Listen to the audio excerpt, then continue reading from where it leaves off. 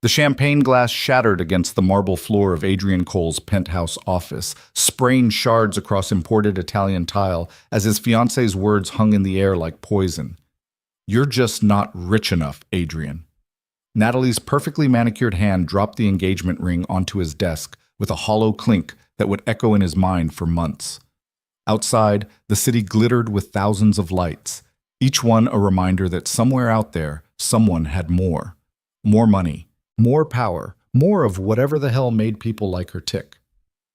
6 months later, when that wedding invitation arrived with its sickeningly cheerful calligraphy, Adrian Cole made a decision that would change 2 lives forever. He was going to that wedding, and he wasn't going alone. If you're watching from anywhere in the world, drop your city in the comments below. I want to see how far this story travels. Hit that like button and stick around until the end, because what starts as revenge becomes something nobody saw coming. The envelope was cream-colored, expensive, the kind of paper stock that cost more per sheet than most people spent on groceries. Adrian stared at it for a full minute before his assistant Melissa cleared her throat from the doorway. "Mr. Cole, your 3 o'clock is here." He didn't look up. "Cancel it." "Sir, it's the Singapore investors. They flew in specifically." "I said cancel it." His voice came out flat, dead, the tone he'd been using for everything lately. Melissa hesitated, then retreated. The door clicked shut with the kind of careful quiet people used around the grieving, which was ridiculous. He wasn't grieving. You couldn't grieve something that never actually existed. Adrian slid one finger under the envelope flap, felt the paper tear with a whisper. Inside, embossed gold lettering announced the union of Natalie Marie Vaughn and Harrison Caldwell III. The date was circled in what he assumed was Natalie's handwriting. Below it, a note card. "Adrian. No hard feelings, I hope. Would love to see you there. After all, we'll always be friends, right? XO. Nat." He read it 3 times.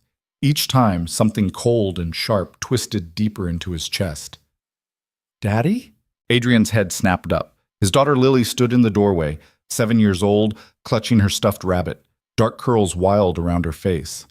She had her mother's eyes. Her real mother, who died when Lily was 2. Sometimes Adrian wondered if that's why Natalie had seemed so perfect at first, because she'd never have to live up to a ghost. "Hey, sweetheart." He shoved the invitation into his desk drawer, forced his face into something resembling a smile. "Thought you were with Carla. She's making dinner. I heard you say a bad word." "I didn't say any—" He stopped. He'd probably thought several. "You're right. I'm sorry." Lily patted across the office in her sock feet, hopped up into the leather chair across from his desk. The rabbit's worn ears flopped against her shoulder. "Are you sad about Miss Natalie again?" The question landed like a punch. Kids were like that. Surgical precision, no anesthetic. "Sometimes," he admitted. "But I'm okay. Carla says Miss Natalie was mean." "Carla shouldn't—" Adrian sighed, rubbed his eyes. "It's complicated, Lily." "She made you cry." "I wasn't—" But he had been. Once. Late at night, after too much scotch, standing at the window watching the city breathe and thinking about how Natalie had looked at him in those final moments.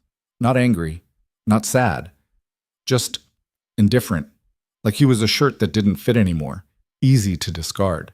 "I don't like her," Lily announced with the absolute conviction of childhood. "You're the best daddy. You're smart and you make me laugh and you read all the voices in the stories different. If she doesn't want you, she's dumb." Adrian's throat tightened. "Thanks, Bug. Are you going to eat dinner?" Yeah, I'll be right there." Lily slid down from the chair, started toward the door, then turned back. "Daddy, when I grow up, I'm going to marry someone who thinks you're smart too, okay?" He managed a real smile that time. "Deal." After she left, Adrian pulled the invitation back out, stared at it until the gold lettering blurred. No hard feelings. Like hell. 3 weeks later, Adrian sat in his lawyer's office while Marcus Chen outlined the quarterly earnings with his usual efficiency. Numbers scrolled across the screen, hotels in Dubai, Singapore, New York, London. Revenue streams that would make most people's heads spin. "The Dubai property is underperforming," Marcus was saying. "I'd recommend—" "I'm going to Natalie's wedding." Marcus stopped mid-sentence. I'm sorry, what? The wedding. I'm going. Adrian.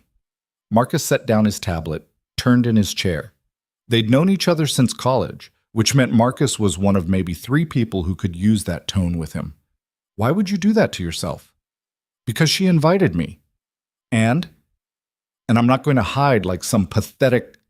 Adrian stopped, jaw tight. I'm going. That's final. Okay. Marcus leaned back, studying him. You planning to go alone?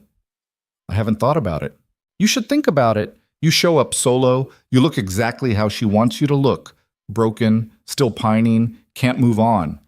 Marcus paused. You show up with someone else.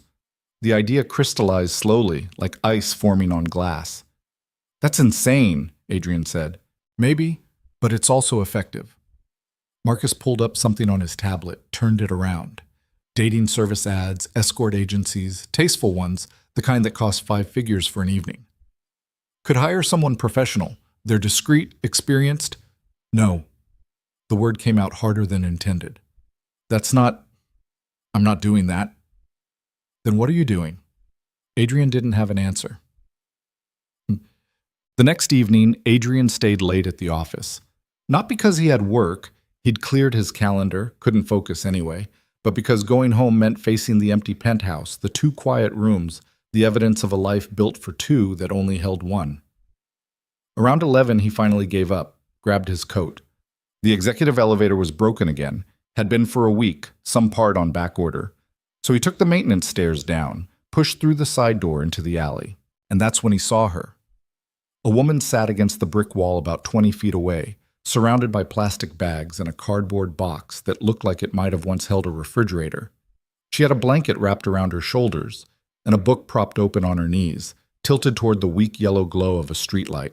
Adrian froze. He'd seen homeless people before. You couldn't live in a major city without seeing them, but something about this particular moment stopped him. Maybe it was how still she sat, completely absorbed in whatever she was reading. Maybe it was how young she looked, early 30s at most. Maybe it was just that he was tired and raw and looking for literally anything to think about besides that goddamn wedding invitation. He walked closer before he could talk himself out of it. She looked up when his shadow fell across her book. In the streetlight, her eyes were startling, clear green, sharp with intelligence. Wary, but not afraid. Sorry, Adrian said. I didn't mean to. It's fine. Her voice was quieter than he expected. Educated accent, the kind that came from good schools and family dinners with proper silverware. Did you need something? What was he doing? What are you reading? She held up the book. Jane Eyre. The cover was battered, spine cracked from multiple readings. Good choice, Adrian said, because his brain had apparently stopped working. It was free. A ghost of a smile. Library was throwing out old copies. Seemed wrong to let it go to waste. They looked at each other for a moment. Adrian became acutely aware that he was wearing a suit that cost more than most people's monthly rent, standing in an alley at 11 p.m., making small talk with a homeless woman about Victorian literature. The absurdity was almost funny. I'm Emily, she said finally. Adrian. Well, Adrian. Emily closed her book, set it carefully on top of a plastic bag. Unless you've got a spare apartment in your pocket, I'm guessing this is the part where you feel awkward and leave. I don't feel awkward. Liar. But she said it without malice, almost fondly, like they were old friends instead of strangers divided by about 100 tax brackets. Adrian should have left, should have nodded politely, walked to his car, driven home to his expensive empty apartment and his expensive empty life. Should have done literally anything except what came out of his mouth next. How would you like to make $10,000? Emily's expression didn't change for several seconds. Then, okay, what's the catch? No catch. I need someone to pretend to be my girlfriend for one night. Wedding, fancy venue, fancy people. You'd need to wear a dress, make small talk, look like you're enjoying my company. That's it. You're insane. Probably. Or a serial killer. Definitely not. Emily pulled the blanket tighter around her shoulders. Why me? You could hire an actual escort or ask literally anyone who isn't living in a box. Because... Adrian stopped. Why her? Because I walked out that door and you were sitting here reading Jane Eyre in an alley. And that's either incredibly sad or incredibly hopeful, and I haven't figured out which yet. Both, Emily said. It's both. So? So this is the part where I should tell you to fuck off and find someone else to play dress-up with. She was quiet for a moment. But I'm guessing you already know I'm not going to do that. I'm hoping you won't. Emily looked at him for a long time. Adrian forced himself not to fidget under that steady green gaze. Finally, she picked up her book, stuffed it into one of the plastic bags, and stood up. She was shorter than he expected, maybe 5'6". The blanket slipped off her shoulders, and he saw layers of clothing underneath. Hoodie, flannel shirt, t-shirt. Practical. Smart. 10,000, she said. Up front. Half before and half after. And I want it in writing that this is just pretend. Nothing weird. No expectations. Done. And if you turn out to be a serial killer, I'm haunting you. Fair? Emily held out her hand. Adrian shook it. Her grip was firm despite the cold, despite everything. When's this wedding? She asked. 3 weeks. Jesus Christ. Emily laughed, short and sharp. Okay, what the hell? I'm in. Adrian's best friend Sophia showed up at his apartment the next morning with coffee and judgment. You did what? I hired someone to… I heard what you said. I'm trying to figure out if you've lost your mind or just your basic survival instincts. Sophia set down the coffee with more force than necessary. She was Adrian's oldest friend, a corporate attorney with exactly zero patience for bullshit. You picked up a random homeless woman in an alley and offered her money to pose as your girlfriend. When you say it like that, Miss, how else should I say it? Adrian, this is insane. You don't know anything about her. She could rob you. She could sell the story to tabloids. She won't. You don't know that. I know. Adrian stopped, trying to articulate something he didn't fully understand himself.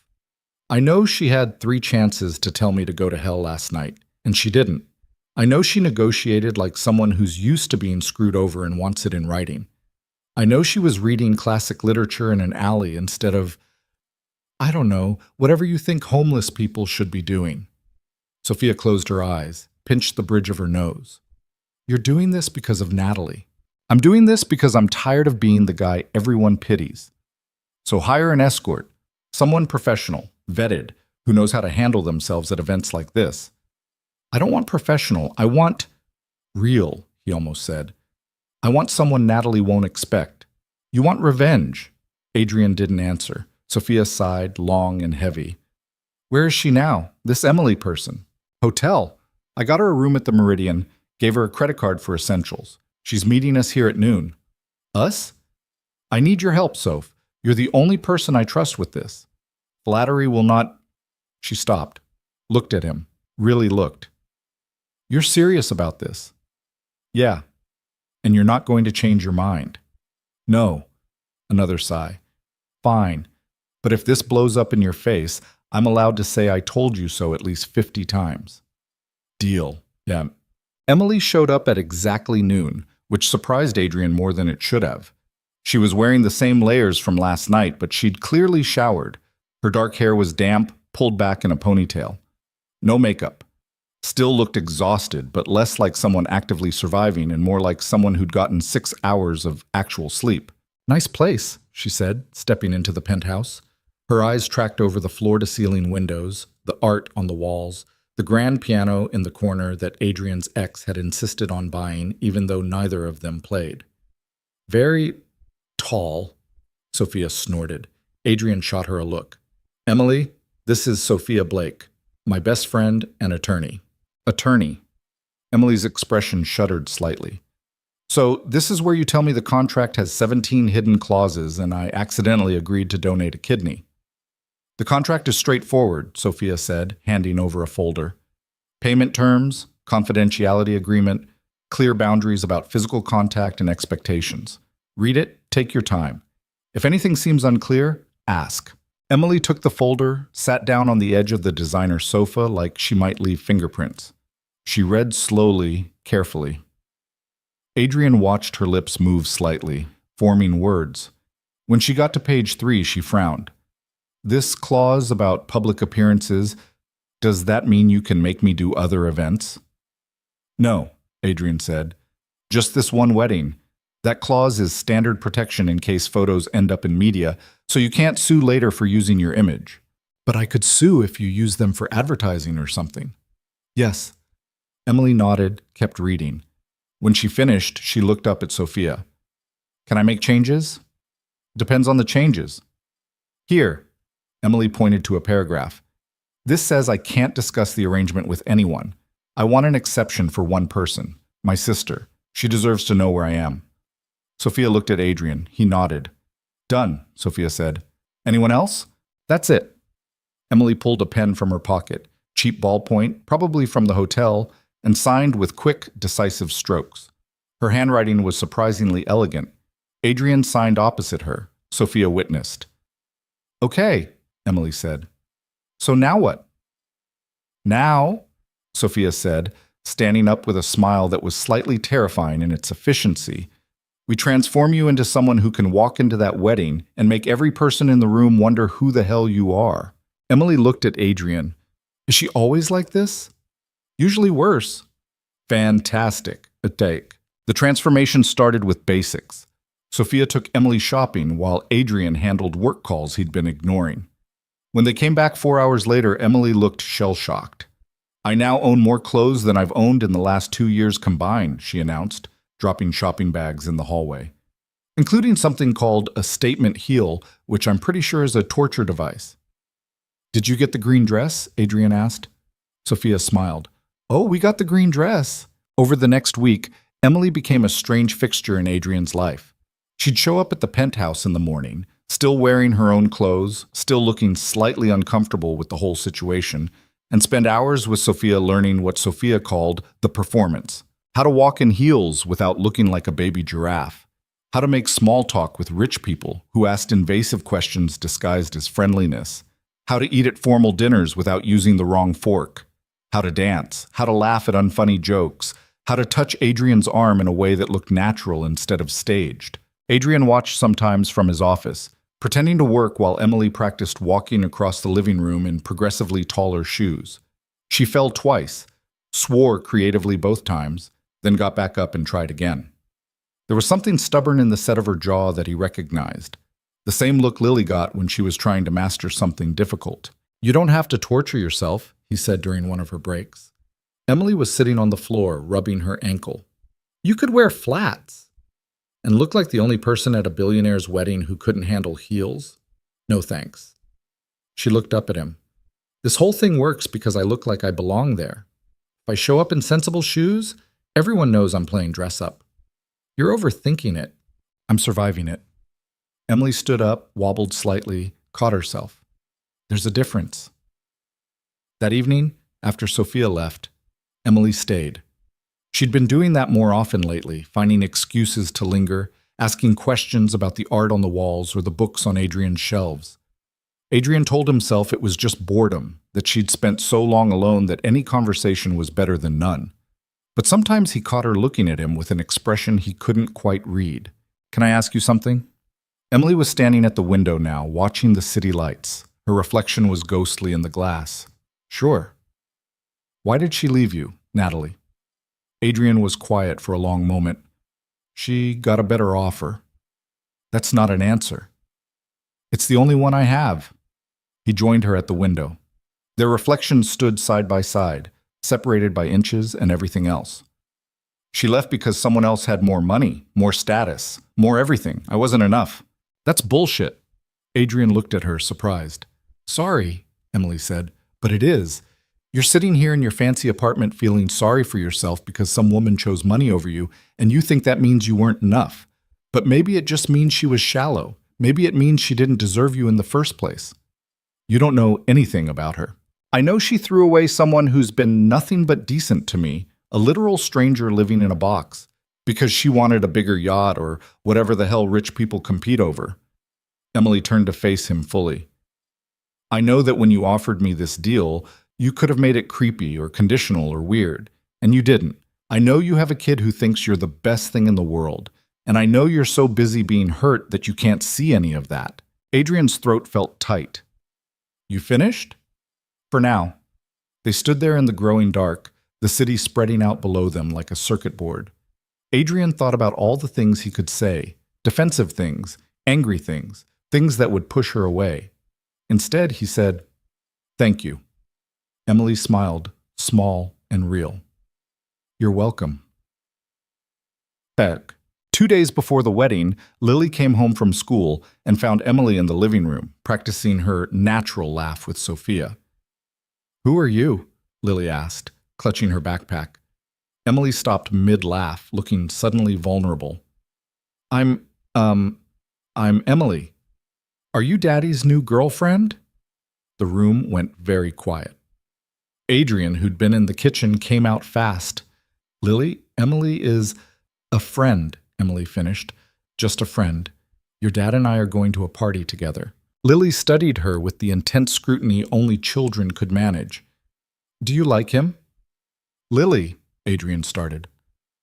"I think your dad is very nice," Emily said carefully. "And I think you're very lucky to have him. He cries sometimes, at night. I hear him." "Lily, that's enough." Adrian's voice came out harder than he meant it. Lily's face crumpled slightly, and guilt stabbed through him. "I'm sorry, Bug. I didn't mean to. Can you go wash your hands? Carla made your favorite for dinner." Lily left, slower than necessary. When she was gone, Emily turned to Adrian. "I'm sorry. I didn't know she'd—" "It's fine." "It's not fine. She's worried about you. She's 7. She shouldn't have to worry about me." "Kids worry." Emily's voice was soft. "Especially kids who've already lost someone." Adrian looked at her sharply. "I didn't tell you. Sophia did. Not details, just that Lily's mom passed when she was young." Emily paused. "My mom died when I was 12. I spent years watching my dad pretend everything was fine, and it just made it worse. Kids aren't stupid. They know when you're hurting. So what am I supposed to do? Fall apart in front of her?" "No, but maybe stop pretending you're made of stone." Emily picked up her shoes, started toward the door. "I should go." "Emily."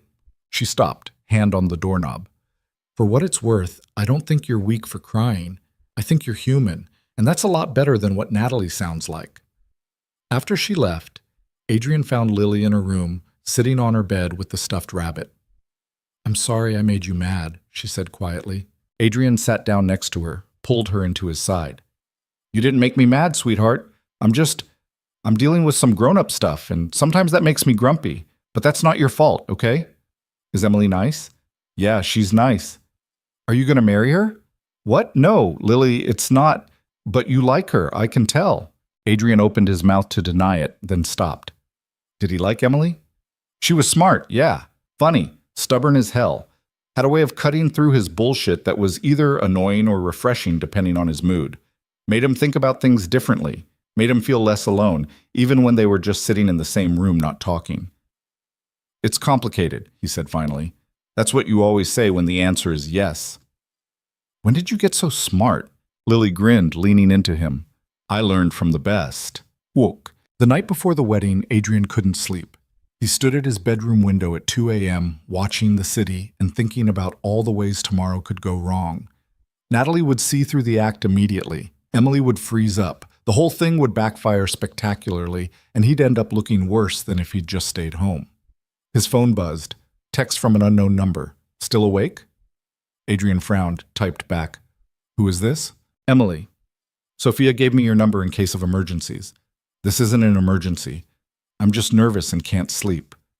He stared at the message for a moment, then called her. She picked up on the first ring. "Hi," she said. "Hi, you okay?" Define okay. A pause.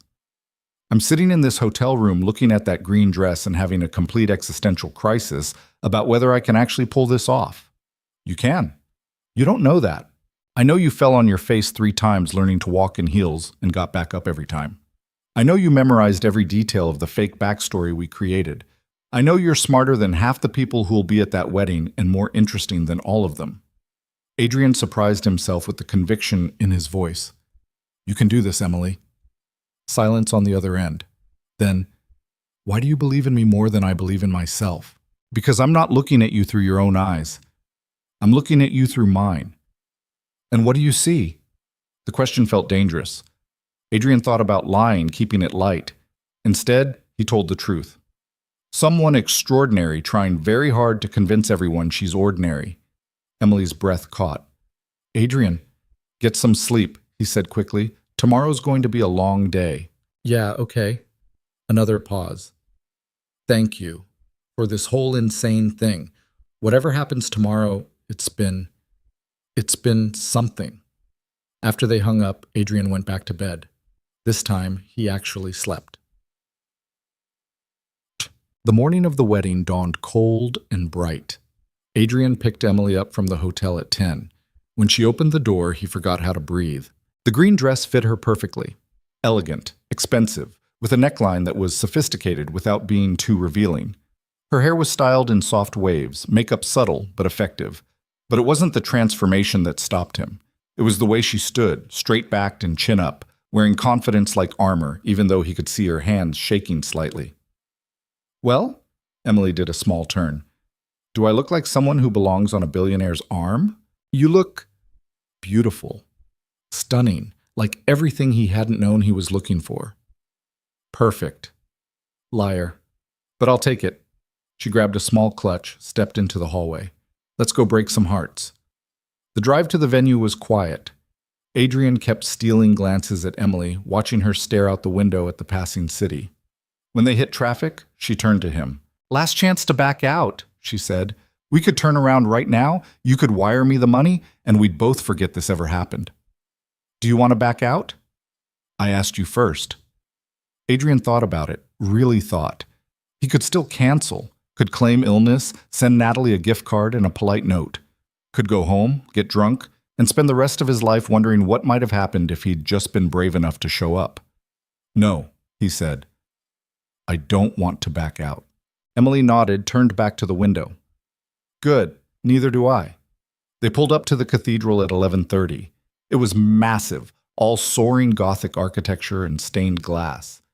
The kind of venue that cost more to rent for a day than most people made in a year. Guests were already arriving, designer suits, couture dresses, enough diamonds to fund a small country. Adrian's stomach twisted. Hey! Emily's hand found his, squeezed once. Her palm was warm. We've got this. Yeah? Yeah. She smiled, and for a moment the nervousness dropped away and she just looked fierce. Let's go show your ex what she gave up. They walked in together, and everything changed. The cathedral's interior was even more overwhelming than the outside.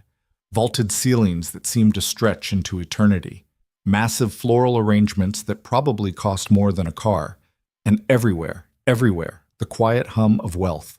The kind of money that didn't need to announce itself because everyone already knew it was there. Emily's grip on Adrian's arm tightened for just a second. He felt it through the fabric of his suit jacket. Breathe, he murmured, low enough that only she could hear. I am breathing. This is me breathing. But she was smiling when she said it, that sharp humor he'd come to recognize as her default defense mechanism. They made their way down the center aisle. Heads turned. Adrian felt the weight of 100 conversations pausing mid-sentence, felt the assessment in every glance. He'd been to enough of these events to know exactly what people were thinking. Who is she? Where did she come from? Is she new money? Old money? No money pretending? Let them wonder. A woman in a pale pink dress, someone Adrian vaguely recognized from Natalie's social circle, stepped directly into their path. Her smile was bright and sharp as a knife. Adrian, I wasn't sure you'd actually come. Her eyes slid to Emily with poorly disguised curiosity. And who is this? This is Emily Carter, Adrian said smoothly. Emily, this is Victoria something or other. We met at a charity function once. Victoria Ashford Chen, the woman corrected, her smile freezing slightly. And it's lovely to meet you, Emma. Emily, Emily corrected, her own smile perfectly pleasant. Easy mistake, I have one of those faces. Of course. Victoria's eyes were already cataloging details. The dress, the shoes, the way Emily stood. So how did you two meet? I don't think I've seen you at any of the usual events. That's because I don't go to the usual events, Emily said. I find them boring. Adrian nearly choked. Victoria's expression went through several interesting transformations. I see, Victoria said finally. Well, I suppose not everyone enjoys watching rich people compete over who has the most uncomfortable shoes and the least interesting things to say. Emily's tone was light, conversational. No, not everyone does. Victoria made a sound that might have been a laugh or might have been outrage. Excuse me, I need to find my seat. When she was gone, Adrian looked at Emily. Boring. Was I supposed to lie? Emily's eyes were bright with something between nervousness and exhilaration. Besides, you told me to be natural. That was me being natural. Remind me never to bring you to a UN peace summit. Deal. They found their seats 3 rows from the front, close enough to be noticed, far enough back to avoid the immediate family drama. Adrian settled into the pew, very aware of Emily beside him. She was sitting perfectly straight, hands folded in her lap, but he could see the tension in her shoulders. You okay? He asked quietly. Define okay? Fair point. The organ music swelled. Conversations dropped to whispers. Adrian felt his stomach tighten as the wedding party began their procession down the aisle.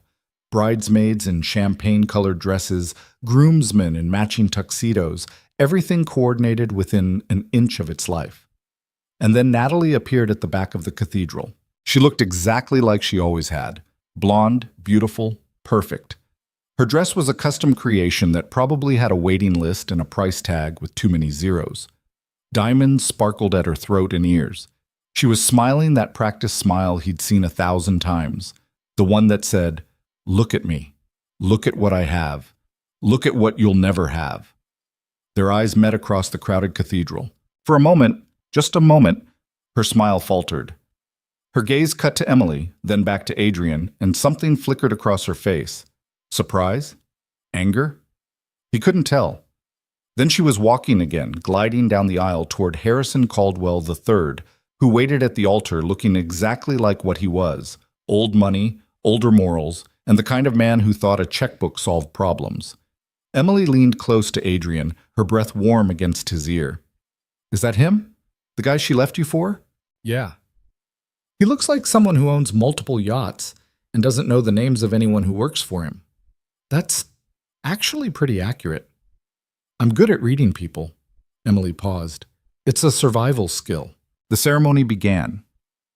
Adrian tried to focus on anything except the woman at the altar, saying vows to a man who probably loved her about as much as he loved his stock portfolio. He studied the stained glass windows, counted the flower arrangements, thought about quarterly earnings reports and hotel occupancy rates, and literally anything that would stop him from dwelling on the fact that 6 months ago he'd imagined himself standing where Harrison was standing. You're doing the thing, Emily whispered. What thing? The thing where you look like you're made of stone. Your jaw's so tight I'm worried your teeth are going to crack. Adrian forced himself to relax slightly. Better? Marginally. She shifted and her shoulder pressed against his. Just barely, but enough that he felt it. Want to know what I'm thinking about? What? Whether they have those little sandwich things at the reception, the fancy ones with the crust cut off. I haven't had one of those since... She stopped. In a while. Something about the admission made Adrian's chest ache. I'll make sure you get some. You don't have to... I know. They sat in silence after that, watching 2 people who didn't love each other promise forever. When it came time for the kiss, Adrian looked away, found himself staring at his own hands instead, at the pale line on his left ring finger where an engagement ring had sat for 6 months before Natalie handed it back. Emily's hand covered his, just for a second, just long enough for him to feel the warmth of it, before she pulled away and started clapping with everyone else. The recessional was mercifully quick. Natalie and Harrison swept back down the aisle in a shower of rose petals and camera flashes. Adrian caught one more glimpse of Natalie's face as she passed their row. This time, she was definitely looking at Emily, and she definitely wasn't smiling. Cocktail hour, Adrian said, standing. Think you can handle an hour of people asking invasive questions while pretending to be polite? I literally lived on the street for 2 years, Emily said, taking his offered arm. I can handle anything. The reception venue was attached to the cathedral through a covered walkway lined with more flowers. Inside, the ballroom was a study in understated excess. Crystal chandeliers, white orchids everywhere, tables draped in silk. A string quartet played something classical and forgettable. Waiters circulated with champagne and those little sandwich things Emily had mentioned. Adrian grabbed 2 glasses of champagne, handed one to Emily. She stared at it like it might bite. "I don't really drink," she said. "You don't have to. Just hold it. Gives you something to do with your hands." "Smart." She took the glass, sipped carefully, made a face. "That's terrible. It's $500 a bottle." Then someone got ripped off. Adrian laughed.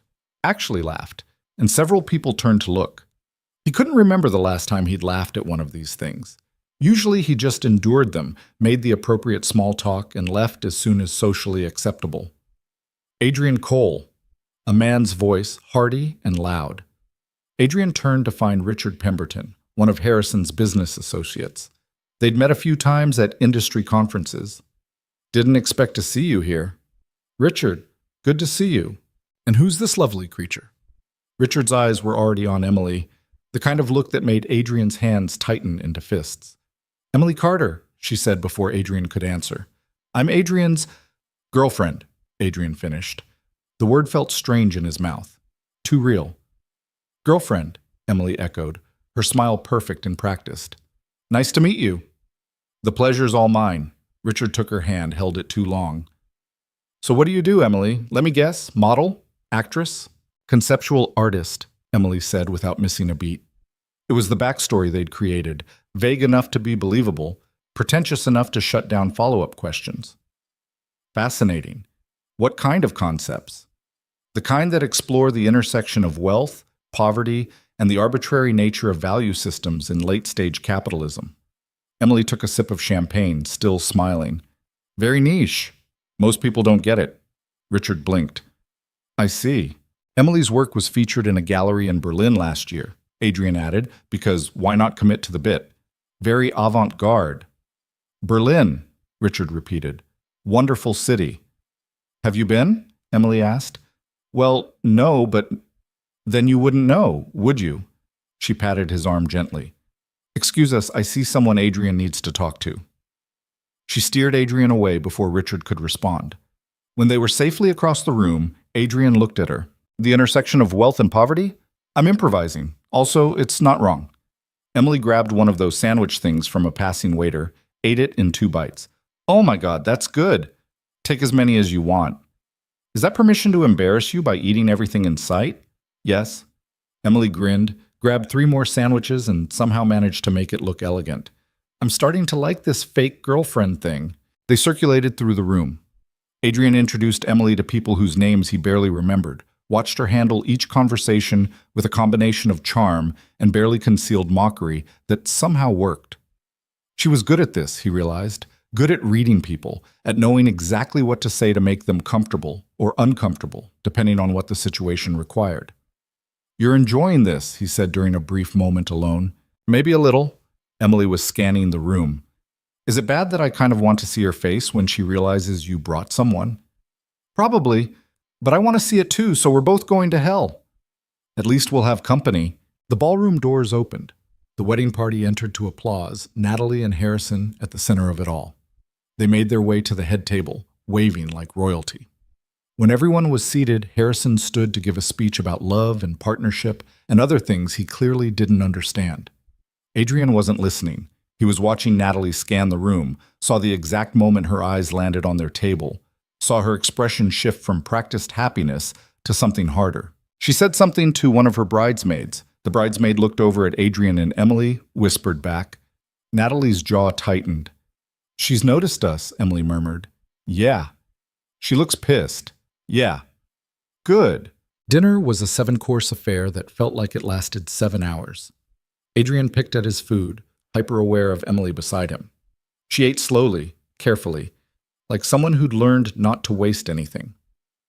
When the server brought out the main course, some kind of beef dish with a French name, she stared at it for a long moment before cutting into it. "You okay?" Adrian asked quietly. "This is more food than I used to eat in a week," she said, just as quiet. "I'm fine, just adjusting." Adrian didn't know what to say to that. How could he? He'd never had to worry about food, never had to choose between eating and anything else. The gulf between their experiences felt impossible to cross. But then Emily looked at him and smiled, small and real, and said, "Stop looking at me like I'm going to break. I'm tougher than I look." "I know you are." "Do you?" "Yeah," Adrian said. "I really do." Across the table, another guest, a woman in her 50s with too much Botox and not enough self-awareness, leaned forward. "So, Emily, Adrian mentioned you're an artist. How did you two meet?" Emily didn't hesitate. "He literally swept me off my feet." "How romantic!" "It was more clumsy than romantic," Adrian said, playing along. "I wasn't watching where I was going and nearly knocked her over." "Outside a coffee shop," Emily added. "I dropped my sketchbook and he helped me pick it up. Saw my work and insisted on buying me coffee so we could talk about it." "And you've been together ever since?" 3 months, Emily said. The lie came out smooth, practiced. "Best 3 months of my life." She looked at Adrian when she said it, and for a second, just a second, it didn't feel like a lie. The woman cooed appropriately, then turned to interrogate the couple next to her. Emily let out a breath, took a long sip of water. "That was close," she muttered. "You handled it perfectly." "I'm a good liar." "Had a lot of practice." Before Adrian could ask what she meant, music started playing. The DJ announced the first dance. Natalie and Harrison took the floor, moved through a choreographed routine that had clearly been rehearsed within an inch of its life. Everyone watched and clapped at the appropriate moments. When it was over, the DJ invited other couples to join them. Adrian felt his stomach drop. "We should dance," Emily said. "We don't have to—" "Yes, we do. Everyone's watching to see if you're pathetic and alone. Let's prove them wrong." She stood, held out her hand. "Come on, Billionaire. Show me what you've got." Adrian took her hand, let her lead him onto the dance floor. The music was something slow and classical. He put one hand on her waist, took her other hand in his. She was warm, solid, real. "I'm terrible at this," Emily admitted as they started to move. "You're doing fine. I'm stepping on your feet. I'm wearing shoes that cost more than—" Adrian stopped. "Sorry. It's okay.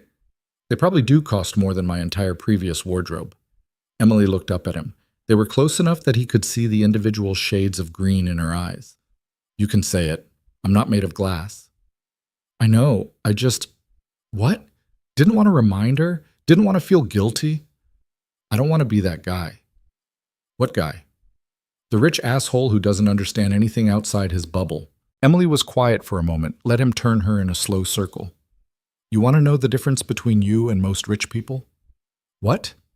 "You actually give a shit. Maybe too much, but that's better than not at all." She stumbled slightly, caught herself. "Most people in this room? They don't even see the invisible people. The waiters, the valets, the people who make their lives run smoothly. They're furniture. But you see them. I can tell." "How?" "You said thank you to the valet earlier. You made eye contact with our server. Small things, but they matter." Adrian didn't know what to say to that. They danced in silence for a while, moving in slow circles while around them other couples did the same. Somewhere across the floor, he caught a glimpse of Natalie watching them. He waited for the familiar twist of hurt, the anger. It didn't come. Instead, he felt nothing. Or not nothing, but not what he expected. He looked at Natalie and saw a stranger wearing a face he used to know. Someone who'd walked away from something real in favor of something shiny. And he realized, quite suddenly, that he didn't want her back. He didn't want any of this. What he wanted was standing right in front of him, wearing a borrowed dress and stolen confidence, making him feel more alive than he had in months. The realization hit him like a truck. "Adrian?" Emily was looking at him with concern. "You okay? You stopped moving." "Yeah, sorry, just thinking." "About?" "About you. About how I started this whole thing for all the wrong reasons and somewhere along the way they became the right ones. About how I don't know what happens after tonight, but I know I don't want this to end. About how I'm glad I didn't come alone," he said instead. Emily smiled, genuine and surprised. "Yeah?" "Yeah." The song ended. Another one started, something faster, more modern. Around them, couples began to move differently. Emily looked uncertain. "We can sit this one out," Adrian offered. "Or," Emily's expression shifted to something mischievous, "or you could watch me make a complete fool of myself." "Emily." But she was already moving, had already found the beat, and she could dance, really dance. Not the stiff formal movements they'd just been doing, but something fluid and natural, like the music was just an extension of her body. People noticed, started to watch. Emily didn't care. Or maybe she did care and was doing it anyway, claiming space in a room full of people who probably thought she didn't belong. She spun, laughed, pulled Adrian in when he was just standing there like an idiot. "Come on," she said. "Live a little." So he did. He let himself move, let himself look ridiculous, let himself not care about the dozens of eyes on them. Emily laughed when he attempted something that might have been dancing, grabbed his hands and showed him the rhythm. The song changed, something with a bass line that vibrated through the floor. Emily's movements got bigger, more confident. She was drawing a crowd now, people forming a circle, pulling out phones, recording. Someone whooped. Someone else started clapping along to the beat. And then, because the universe had a sick sense of humor, a K-pop song came on. Emily's face lit up. "Oh, I know this one!" What happened next would probably end up on social media within the hour.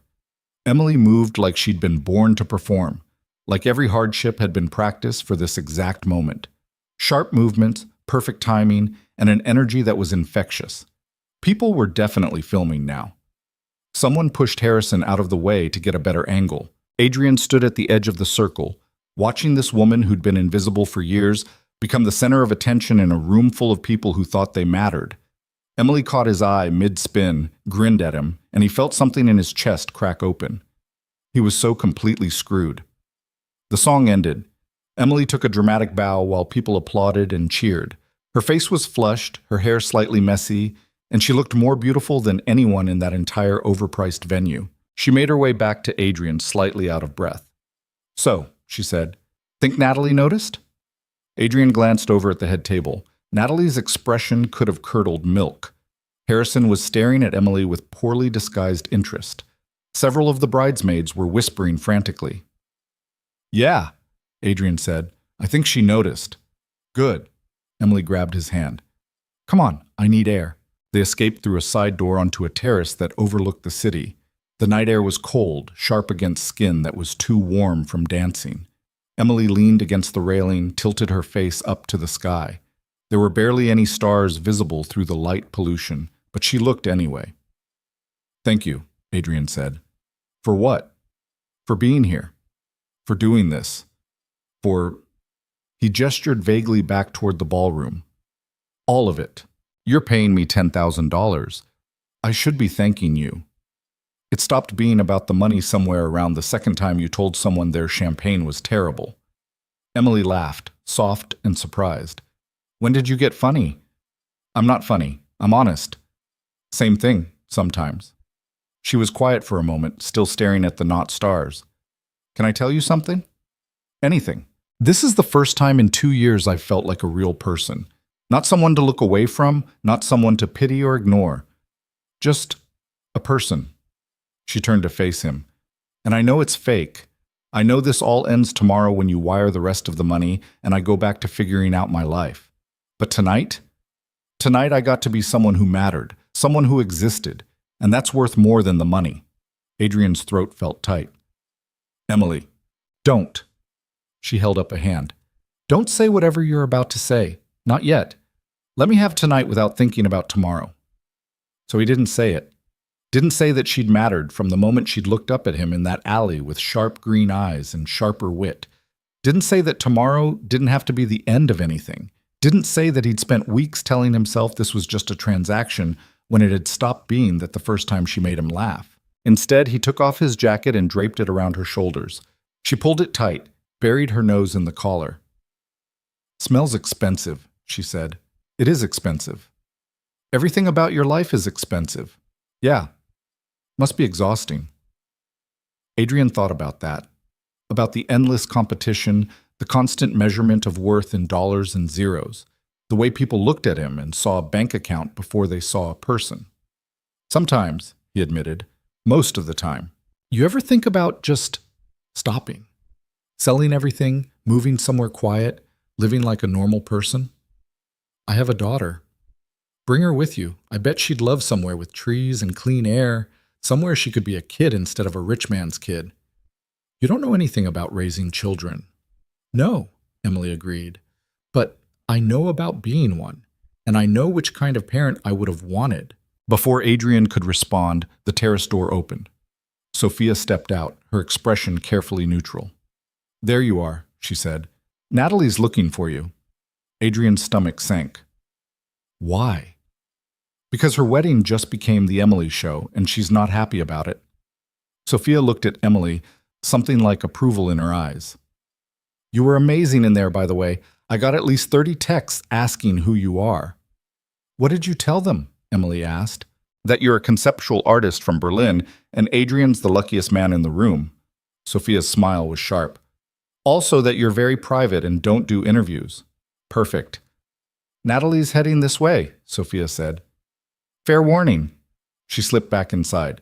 Adrian and Emily looked at each other. Ready? He asked.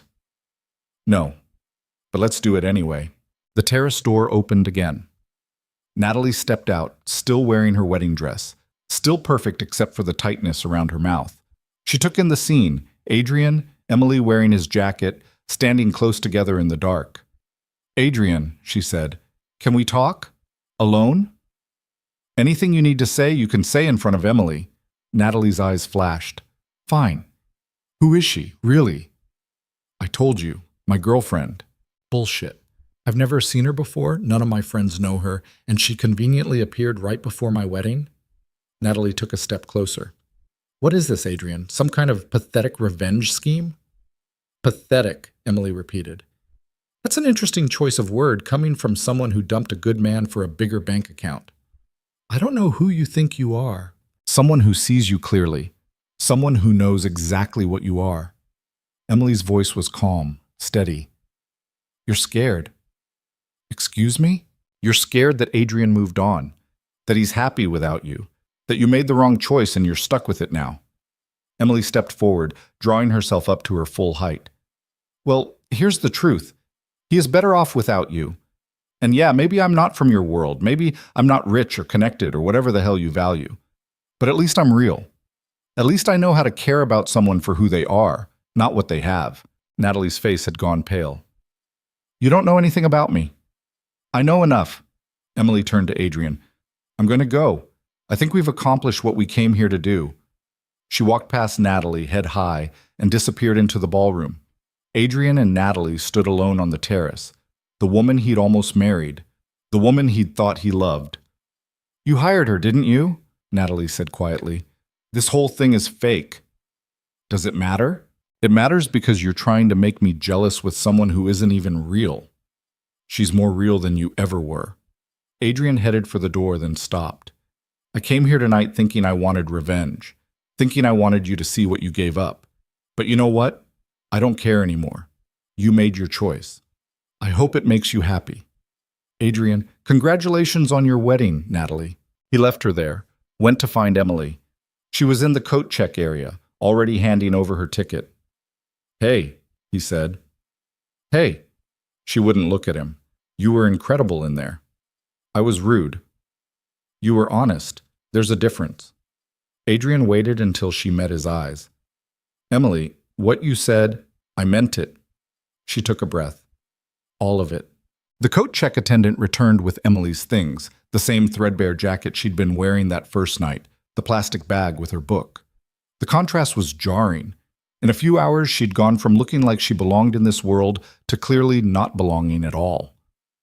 Let me take you home, Adrian said. I don't have a home, not yet. But she was smiling when she said it, sad and small. The hotel's fine. They walked to the car in silence. The driver opened the door, but Emily hesitated before getting in. Adrian, She stopped, started again. This was supposed to be simple. In and out, get the money, move on. But somewhere along the way, it stopped being simple. I know. So what do we do now? Adrian looked at her, really looked. At the borrowed dress and the real courage. At the sharp intelligence and the deeper hurt. At everything she was and everything she'd survived. I don't know, he said honestly, but I don't want tonight to be the end. Emily's eyes searched his face. You're sure? Because once you walk away from this, from me, it's easier for both of us. We can go back to our separate lives and pretend this was just, I don't want easier, Adrian interrupted. I want real. The words hung between them. Emily's breath caught. Okay, she whispered. Okay. They got in the car. The driver pulled away from the cathedral, away from the lights and the music and the world that had felt both real and fake at the same time. Emily sat pressed against the far door, still wearing Adrian's jacket over the green dress, staring out at the city passing by in streaks of neon and shadow. Adrian wanted to say something, anything, but every word that came to mind felt wrong, too big or too small for whatever was happening between them. So, Emily said finally, not looking away from the window, what happens now? Do we go back to your place and have an awkward conversation about feelings? Do you drop me at the hotel and we pretend tonight was just business? Do we... I don't know. Adrian ran a hand through his hair, felt it stick up at weird angles from the gel that had been perfect hours ago. I didn't plan this far ahead. You planned an entire fake relationship, but not what happens after. The fake relationship was supposed to end at the wedding. This... He gestured between them. This wasn't part of the plan. Emily finally turned to look at him. In the dim light of the car, her face was all shadows and angles. What is this exactly? I don't know, Adrian said again. He felt like an idiot repeating himself, but it was true. I know what I want it to be. I'm just not sure if I have the right to want that. What do you want? The question felt loaded. Adrian thought about lying, making it easier for both of them.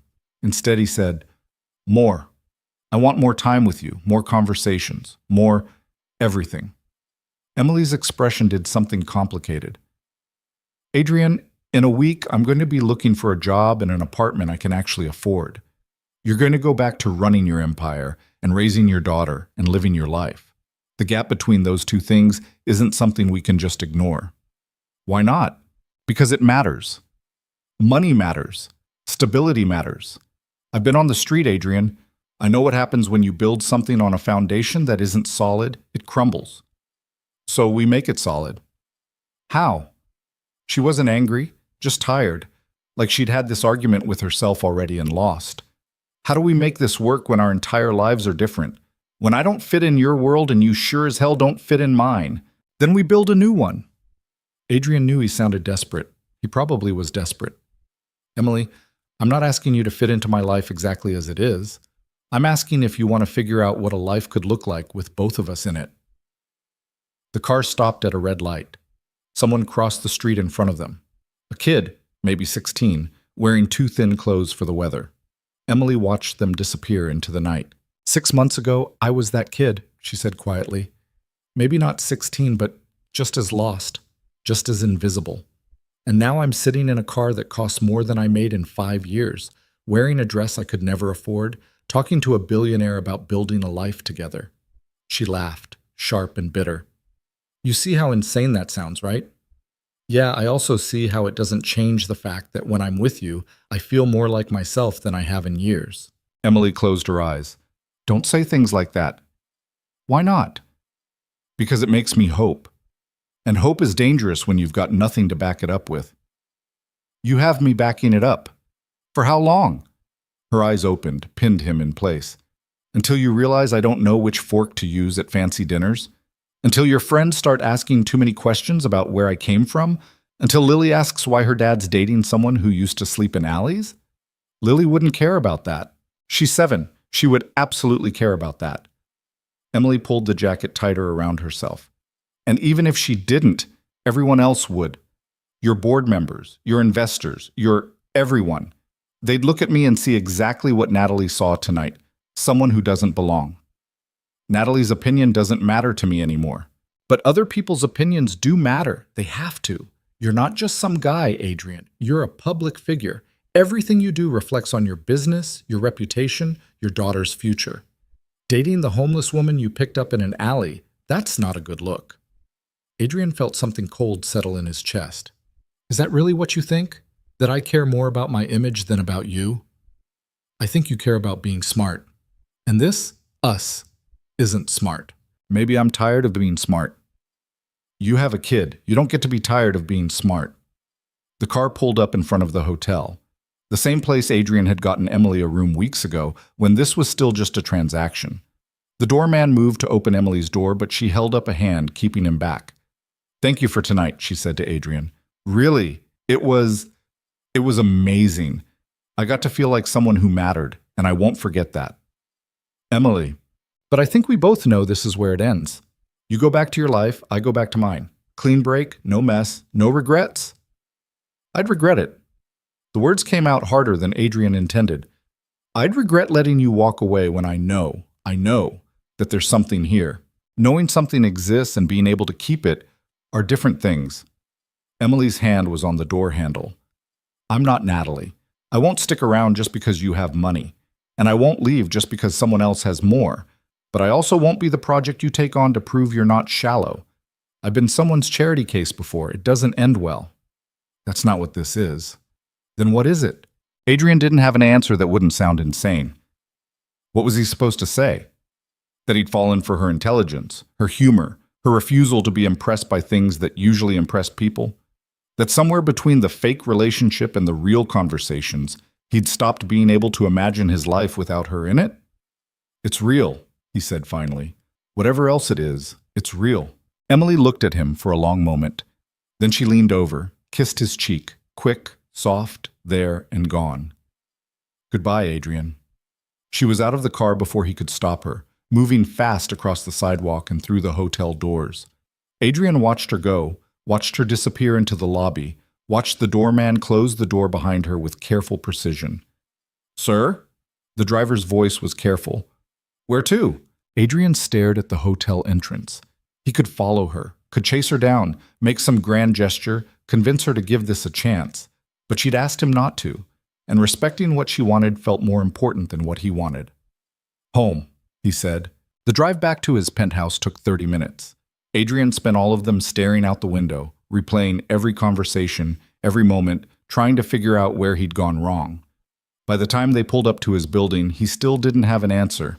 Carla was waiting in the living room when he walked in. She took one look at his face and stood up. "That bad?" she asked. "Worse." "You want to talk about it?" "No? Is Lily asleep?" "Has been for hours. She asked about you earlier. Asked if you were with Emily."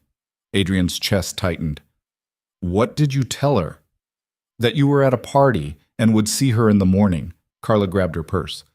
"For what it's worth, whatever happened tonight, you look more alive than you have in months. Even miserable, you look more alive." "That's not comforting." "Wasn't meant to be. It was meant to be true." She headed for the door, then stopped. "You know the difference between you and most rich men?" "What?" "You actually have a heart. Don't forget to use it." After she left, Adrian poured himself a scotch he didn't drink, stood at the window overlooking the city, and tried not to think about Emily alone in that hotel room. Tried not to wonder if she was regretting walking away. Tried not to check his phone every 30 seconds to see if she'd texted. She hadn't. He finally went to bed around 3 a.m., lay there staring at the ceiling, and didn't sleep at all. Morning came anyway. Lily woke him up by jumping on the bed at 7:30, full of energy and questions. "Did you have fun at the party?" "Yeah, Bug. I had fun." "Was Emily there?" Adrian's throat felt tight. "Yeah, she was there." "Is she coming over today?" "I don't think so." Lily studied him with those too perceptive eyes. "Did you fight?" "Not exactly." "Then why do you look sad?" "It's complicated." "You always say that." Lily flopped down next to him, stared at the ceiling too. "Carla says Emily is nice. She says you smile different when Emily's around." "Different how?" "Like you mean it." Adrian turned his head to look at his daughter, 7 years old and already seen things he'd tried to hide. "I do mean it." "Then why isn't she coming over?"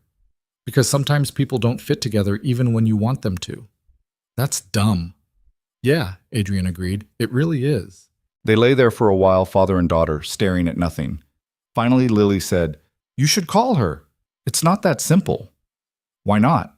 "How did you explain class differences and social pressure and the fear of not being good enough to a 7-year-old who still believed love could fix everything?" "Because she thinks I'm only interested because she's different from other people I know. And I don't know how to prove that's not true." "Do you love her?" The question hit Adrian like a fist.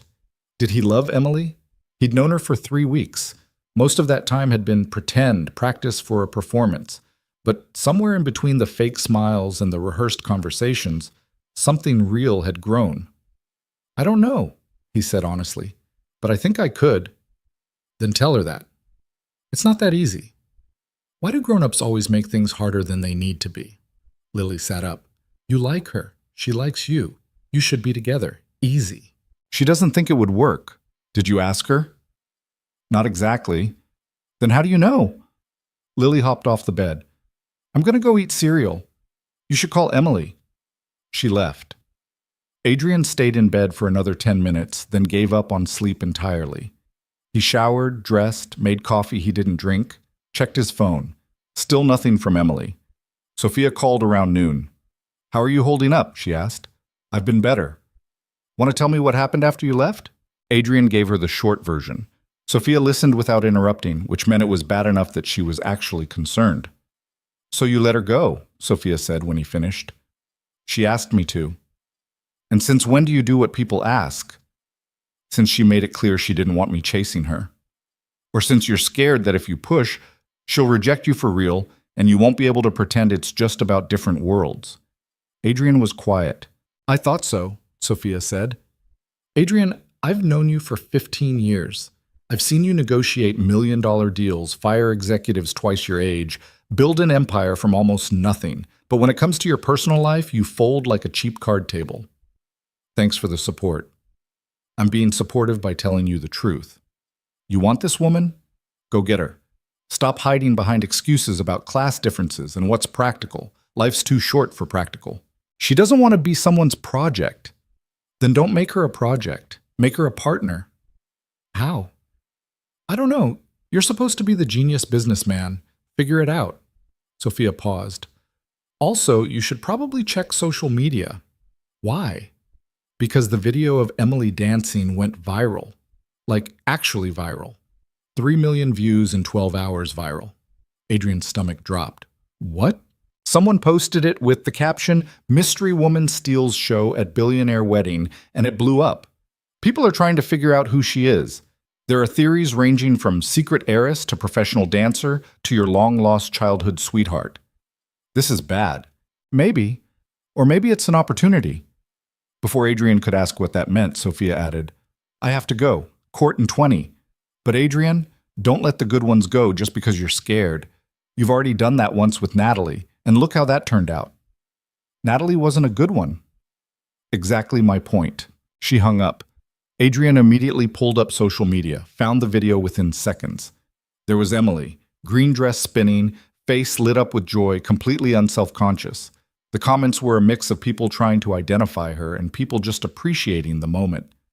Who is she? Imagine being this gorgeous and this talented. "I need her skincare routine, ASAP. Adrian Cole is a lucky man." Plot twist, she's actually his employee and this is a scandal waiting to happen. Adrian's jaw tightened at that last one. He kept scrolling, watching the video over and over, and each time he felt the same thing. That moment had been real. Whatever doubts Emily had now, whatever fears he had, that moment on the dance floor had been genuine. His phone rang. Unknown number. He almost didn't answer, then changed his mind. "Hello? Is this Adrian Cole?" A woman's voice, professional, slightly apologetic. "Yes, who is this?" "My name is Jennifer Martinez. I'm a producer at Morning Light. We're doing a segment on viral social media moments, and we'd love to interview you about the video from last night. Just a few questions about..." Adrian hung up. His phone immediately rang again, different number. He let it go to voicemail. By evening, he'd received 43 calls from various media outlets, news stations, and internet personalities. His email was full of interview requests. Someone had found out which hotel Emily was staying at, and there were reports of people showing up at the lobby trying to find her. Adrian called the hotel directly, asked to be connected to Emily's room. The front desk informed him she'd checked out that morning. "Did she leave a forwarding address?" "I'm sorry, sir, I can't share that information." "This is Adrian Cole. I'm the one who booked the room." "I understand, Mr. Cole, but our privacy policy..." He hung up. Tried her cell. It went straight to voicemail. He tried again an hour later, same thing. By midnight, Adrian was pacing his living room, alternating between calling Emily and searching social media for any sign of her. The video had hit 10 million views. Someone had created a Twitter account called @FindMysteryGirl dedicated to identifying her. The story had been picked up by actual news outlets, and Emily had disappeared. Sophia showed up the next morning with coffee and newspapers. She spread them across Adrian's kitchen counter. "You made the post," she said, pointing to a photo of him and Emily on the terrace. Someone had caught them through the window, her wearing his jacket, him looking at her like she was the only person in the world. The headline read, "Billionaire's mystery date. Who is she?" "There's more," Sophia continued, flipping through pages. "The Times has a piece speculating about your relationship status. Business Insider ran something about how this might affect your company image. And TMZ, because of course TMZ, has a whole investigative piece trying to track down Emily's background." "Did they find anything?" "Not yet. She's surprisingly hard to trace. No social media presence, no public records that match, nothing." Sophia looked at him. "It's like she doesn't want to be found." "She doesn't. Have you talked to her?" "She won't answer my calls. She checked out of the hotel. I don't know where she is." Sophia was quiet for a moment. "Adrian, I need to ask you something, and I need you to be honest." "Okay. Is this about winning, about not letting her be the one who walked away?" "No. Because if it is, it's not." Adrian met her eyes. "I know what that feels like. This isn't it. I can't stop thinking about her. Can't stop wondering if she's okay, if she's safe, if she's regretting leaving as much as I'm regretting letting her go. This is me realizing I haven't felt this way about anyone in years, maybe ever. And I know it's fast and I know it's crazy, but it's real." Sophia studied him, then nodded. "Okay. So what's the plan?" "I don't have one." "Then let's make one." She pulled out her laptop. "First question. Do you know anything about Emily that could help us find her? Family, friends, previous addresses?" Adrian thought back to their conversations. "She has a sister. She mentioned her once when we were signing the contract, said her sister deserved to know where she was." "Name?" "She didn't say." "Great. What else?" "She used to work in graphic design. Lost her job about 2 years ago. She's been homeless since then, mostly staying in the area around my office." Adrian paused. "She reads constantly, classic literature. She was reading Jane Eyre the night I met her." "So she's educated, probably had a decent life before she lost it." Sophia was typing. "Any idea what caused the downfall?" "She never said, just that she'd been someone's charity case before and it didn't end well, which suggests a bad relationship or dependency situation." Sophia looked up. "Adrian, if we find her and she still doesn't want to see you, you have to respect that." "I know." "Do you? Because you have a tendency to bulldoze through problems with money and determination, and that won't work here." "I'm not trying to buy her, Sophia. I just want to know she's okay." "And if she is okay, but wants nothing to do with you?" Adrian didn't answer. He didn't have an answer. Sophia's phone rang. She glanced at it, frowned. "It's Marcus. Why is your lawyer calling me?" She answered. "What's up?" Adrian watched her expression change as she listened. When she hung up, she looked troubled. "Someone's trying to sell a story about Emily to the tabloids," she said. "Claims to have information about her past, where she came from, why she was homeless. Marcus got word through his media contacts." "Who?" "He doesn't know yet, but they're asking for 6 figures. Adrian's blood ran cold. If that story comes out, Emily becomes a public spectacle. Her privacy gets destroyed. Everything she's been through becomes entertainment." Sophia met his eyes. "We need to find her first." "How?" "I have an idea, but you're not going to like it." 20 minutes later, Adrian was calling Victoria Ashford Chen, the woman from the wedding who'd tried to interrogate Emily. She answered on the 3rd ring, sounding delighted. "Adrian, I was hoping you'd call. Everyone's talking about your mystery woman. You simply must tell me." "Victoria, I need a favor." "Of course, darling. Anything."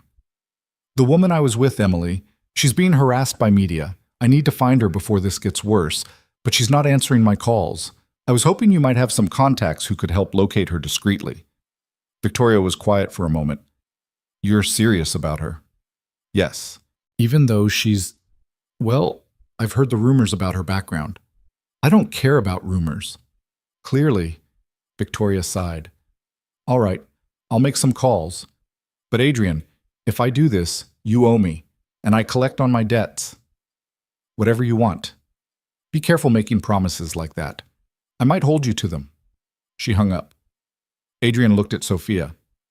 Now what? He asked. Now we wait, and hope that Emily's sister exists and can be found before the tabloids find Emily first. The wait lasted 3 hours. Victoria called back with a name. Sarah Carter, living in a suburb 40 minutes outside the city. Social worker, married, 2 kids. Older sister to Emily Carter, who dropped off the grid 2 years ago after a bad breakup and job loss. Adrian had Sophia's investigator confirm the information. When he was sure it was legitimate, he got in his car and drove. Sarah Carter's house was modest, well-maintained, the kind of place where people had barbecues and borrowed cups of sugar. Adrian sat in his car outside for 10 minutes, trying to figure out what to say. Finally, he got out, walked up the path, knocked. A woman in her late 30s answered. She had Emily's eyes. "Can I help you?" she asked. "My name is Adrian Cole. I'm looking for your sister." Sarah's expression shuddered immediately. "I don't know where she is. Please. I'm not trying to cause trouble. I just need to know she's okay." "Why?"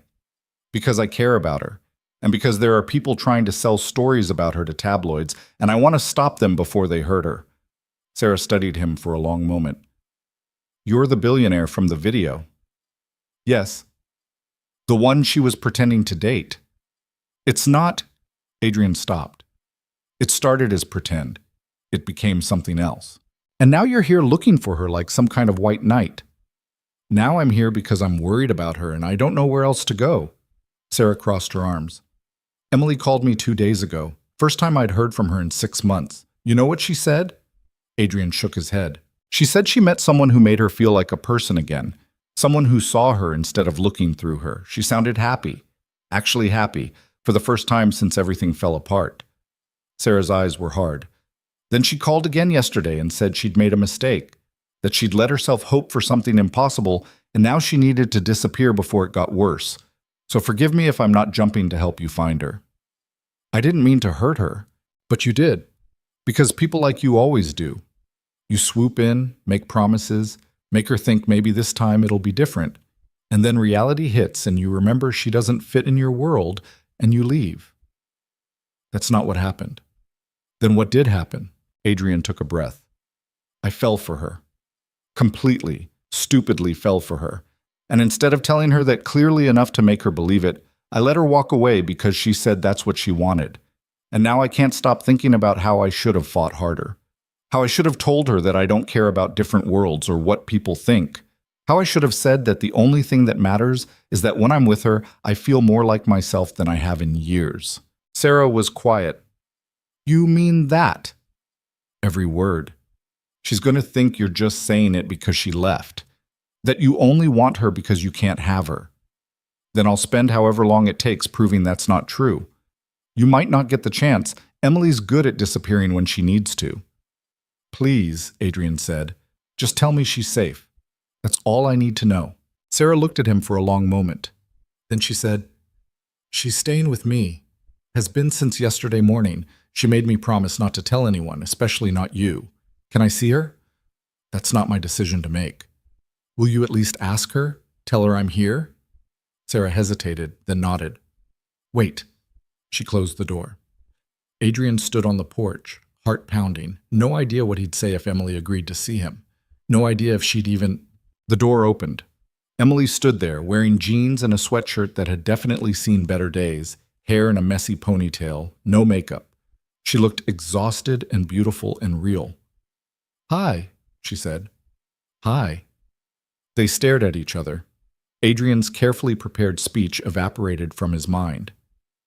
"You found me," Emily said finally. "I had help." "I figured." She stepped out onto the porch, closed the door behind her. "Sarah's probably listening through the window anyway." "I heard that," Sarah called from inside. Emily almost smiled. Almost. "Why are you here, Adrian?" "Because I let you walk away and I shouldn't have." "I asked you to." "I know. And I'm asking you to give me another chance to say what I should have said that night." Adrian took a breath. You think I'm going to wake up one day and realize you don't fit in my life. But the truth is, my life hasn't fit me for years. I've been going through motions, checking boxes, being who everyone expected me to be. And then I met you and suddenly I remembered what it felt like to actually want something. Not because it made sense, not because it was strategic, but because it mattered. Emily's arms were wrapped around herself. Adrian, I know it's fast, I know it's crazy, I know we have 1,000 reasons why this shouldn't work, but I also know that I'd rather spend the rest of my life figuring out how to make it work than spend another day wondering what if. You don't know what you're asking for, Emily said quietly. My life is a mess. I don't have a job, I don't have a place to live, I don't have anything to offer you except everything I actually want. Adrian stepped closer. I don't need you to have a perfect life, Emily. I just need you to be willing to build one with me. What about Lily? What about her? She's 7. She's been through enough. She doesn't need her dad's girlfriend. She asked about you yesterday. Asked when you were coming back. Told me I was being dumb for not calling you. Emily blinked. She did? She's a smart kid. Knows when something matters. Adrian paused. You matter, Emily. To me, to her. Maybe it's too soon to say that, maybe I'm moving too fast, but it's true. Emily looked down at her hands. The video's everywhere. People are trying to find out who I am. If they dig deep enough, they'll find out about everything, about how I lost my job, about the relationship that went bad, about living on the street. And when they do, it's going to reflect on you, on Lily. Then we deal with it together. You say that now, I'll say it tomorrow too. And the day after that. And the day after that. Adrian waited until she looked at him. Emily, I've spent years caring what people think, building an image, maintaining a reputation, being careful about everything. And you know what? I'm tired. I'm tired of careful. I'm tired of safe.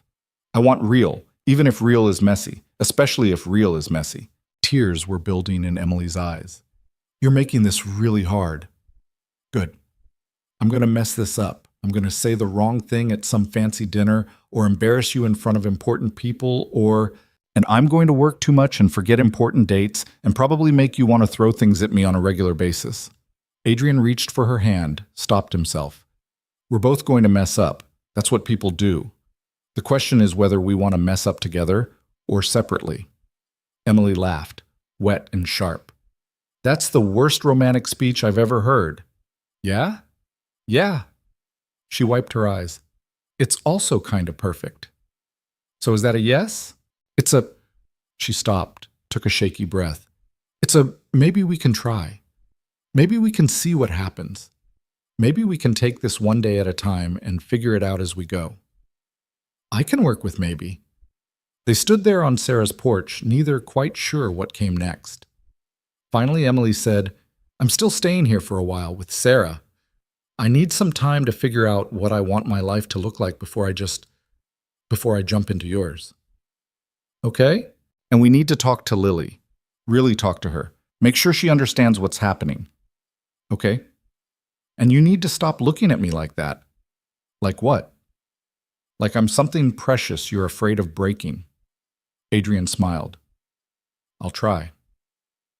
Emily closed the distance between them, went up on her toes and kissed him. Not the careful goodbye from the car. This was real. Uncertain and hopeful and terrifying and right. When she pulled back, she said, One day at a time. One day at a time, Adrian agreed. The door behind them opened. Sarah stuck her head out. Are you two done having your moment? She asked. Because I made tea, and it's getting cold. Emily laughed, the sound bright and surprised. She took Adrian's hand, really took it, fingers threading through his, and pulled him toward the door. Come on, she said. Let's go have some tea, and you can explain to my sister exactly how you plan not to break my heart. No pressure, Sarah added. None at all, Emily agreed. Adrian followed them inside into the warm chaos of a real home, and thought that maybe, just maybe, this was what he'd been looking for all along. Sarah's kitchen was smaller than Adrian's walk-in closet, but it felt more alive. Kids' drawings covered the refrigerator, dishes sat in the sink waiting to be washed, and the tea Sarah poured came in mismatched mugs with chips around the rims.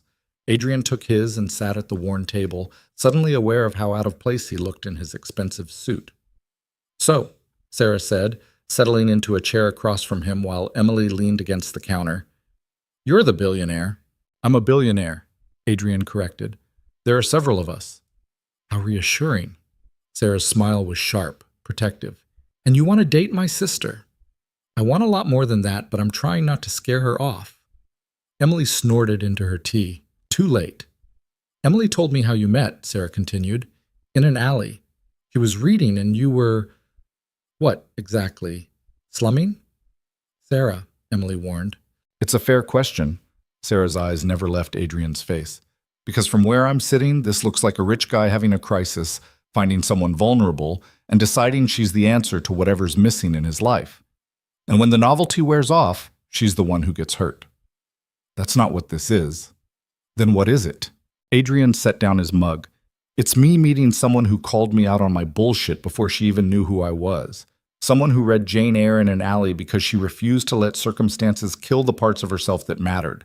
Someone who walked into a room full of people who should have intimidated her and owned it anyway." He looked at Emily. "It's me realizing that everything I thought I wanted was just expensive wrapping paper around emptiness." Sarah was quiet for a moment. "That's either very honest or very rehearsed." "It's honest." "We'll see." Sarah stood, refilled her mug. "Emily's been through hell. You know that, right? Not just the homeless part. Before that." "Sarah, he doesn't need to, Yes, he does." Sarah turned to Adrian. 2 years ago, Emily was engaged. Had a good job, nice apartment, whole life planned out. Then her fiancé decided she wasn't ambitious enough, wasn't making enough money, wasn't enough, period. He left her for his boss's daughter. 2 weeks later, Emily got laid off in a company restructuring. Lost her job, lost her apartment, lost everything. And instead of coming to me, instead of asking for help, she tried to handle it alone. "Because you had 2 kids and a mortgage," Emily said quietly. "I wasn't going to burden you with my mess. So you lived on the street for 2 years instead." "I survived. Barely." Sarah looked back at Adrian. "She called me twice in those 2 years. Twice. Both times to tell me she was fine, she was figuring it out, she didn't need help. And I believed her because I wanted to believe her, because it was easier than facing what was really happening." The guilt in Sarah's voice was thick enough to choke on. Emily pushed off the counter, went to her sister. "Stop," she said. "We've been through this. It wasn't your fault." "I should have known." "How? I lied to you every time we talked." "I'm your sister. I should have known anyway." Adrian watched them, saw the complicated knot of love and regret and survival that bound them together. It made him think of his own family, or lack thereof. Parents who'd died young, no siblings, just him and Lily against the world. "I don't want to be another person who hurts her," he said. Both women turned to look at him. "But I also can't promise I won't," Adrian continued. "I'm going to screw up. I'm going to say the wrong thing, or prioritize work when I shouldn't, or forget that not everyone grew up with money. What I can promise is that I'll try. And I'll listen when she tells me I'm being an idiot." "Which will be often," Emily added. "Probably." Adrian stood. "Look, I know you don't know me. You have no reason to trust me. But I'm asking anyway. Give me a chance to prove this is real." Sarah studied him for a long moment, then turned to Emily. "What do you want?"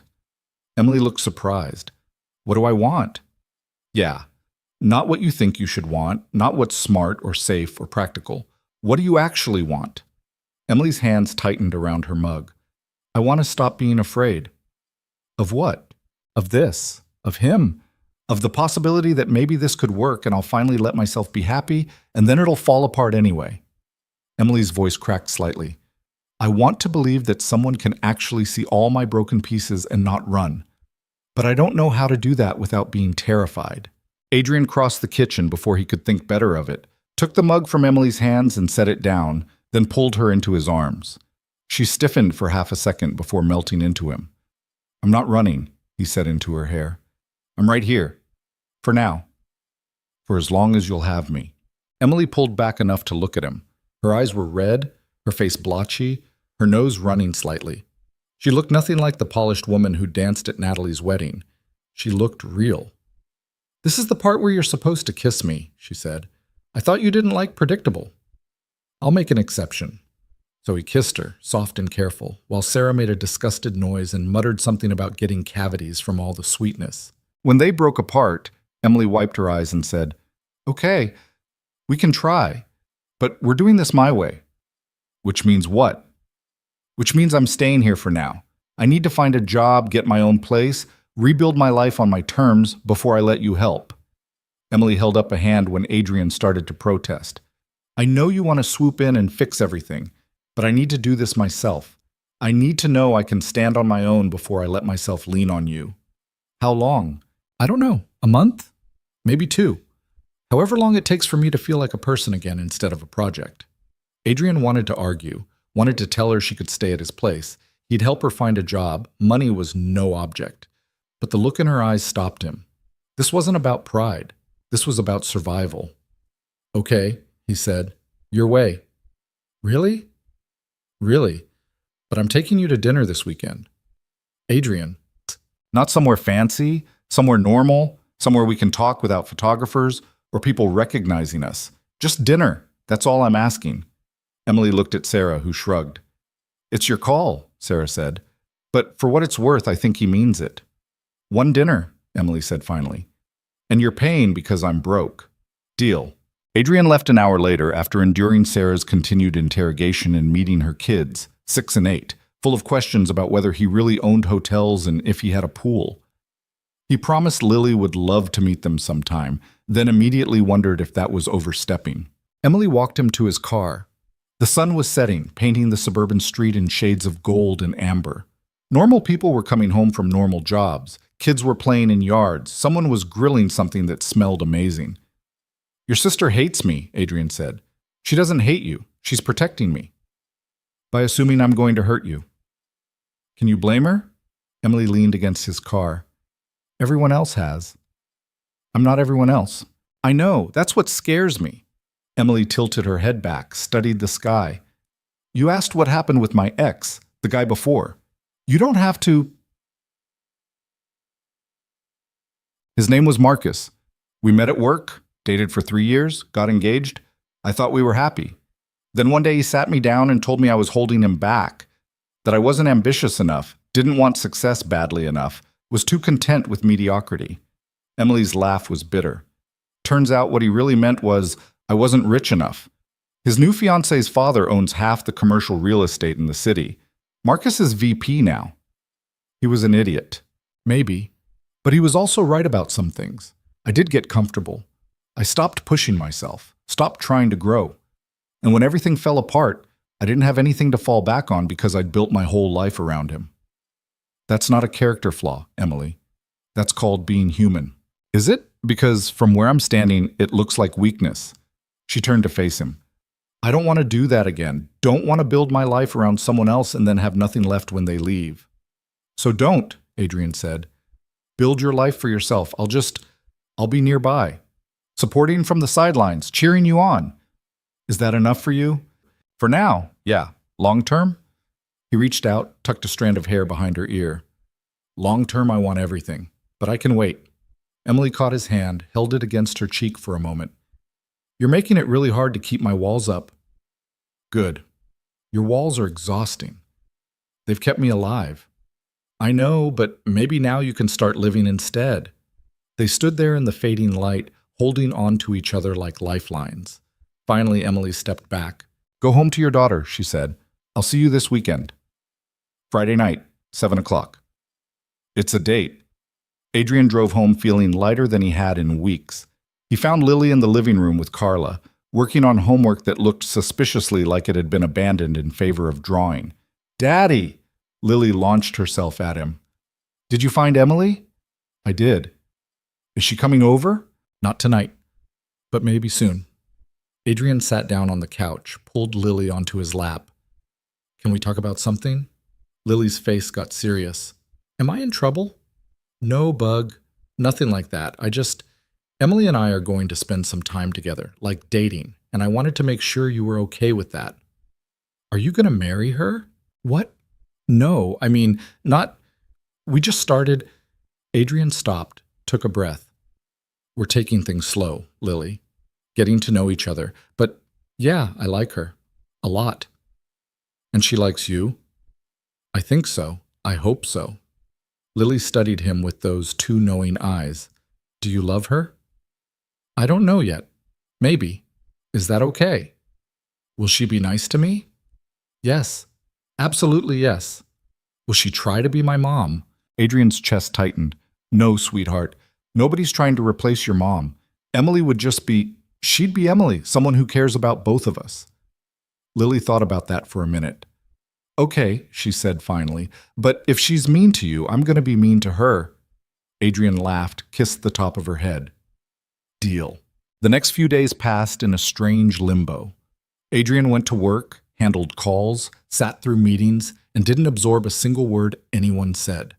He was too busy thinking about Friday night, too busy trying to plan the perfect date that wasn't too fancy or too casual, too busy second-guessing everything. Sophia caught him staring at his phone for the 15th time on Thursday afternoon. Just call her, she said. I'm not calling her.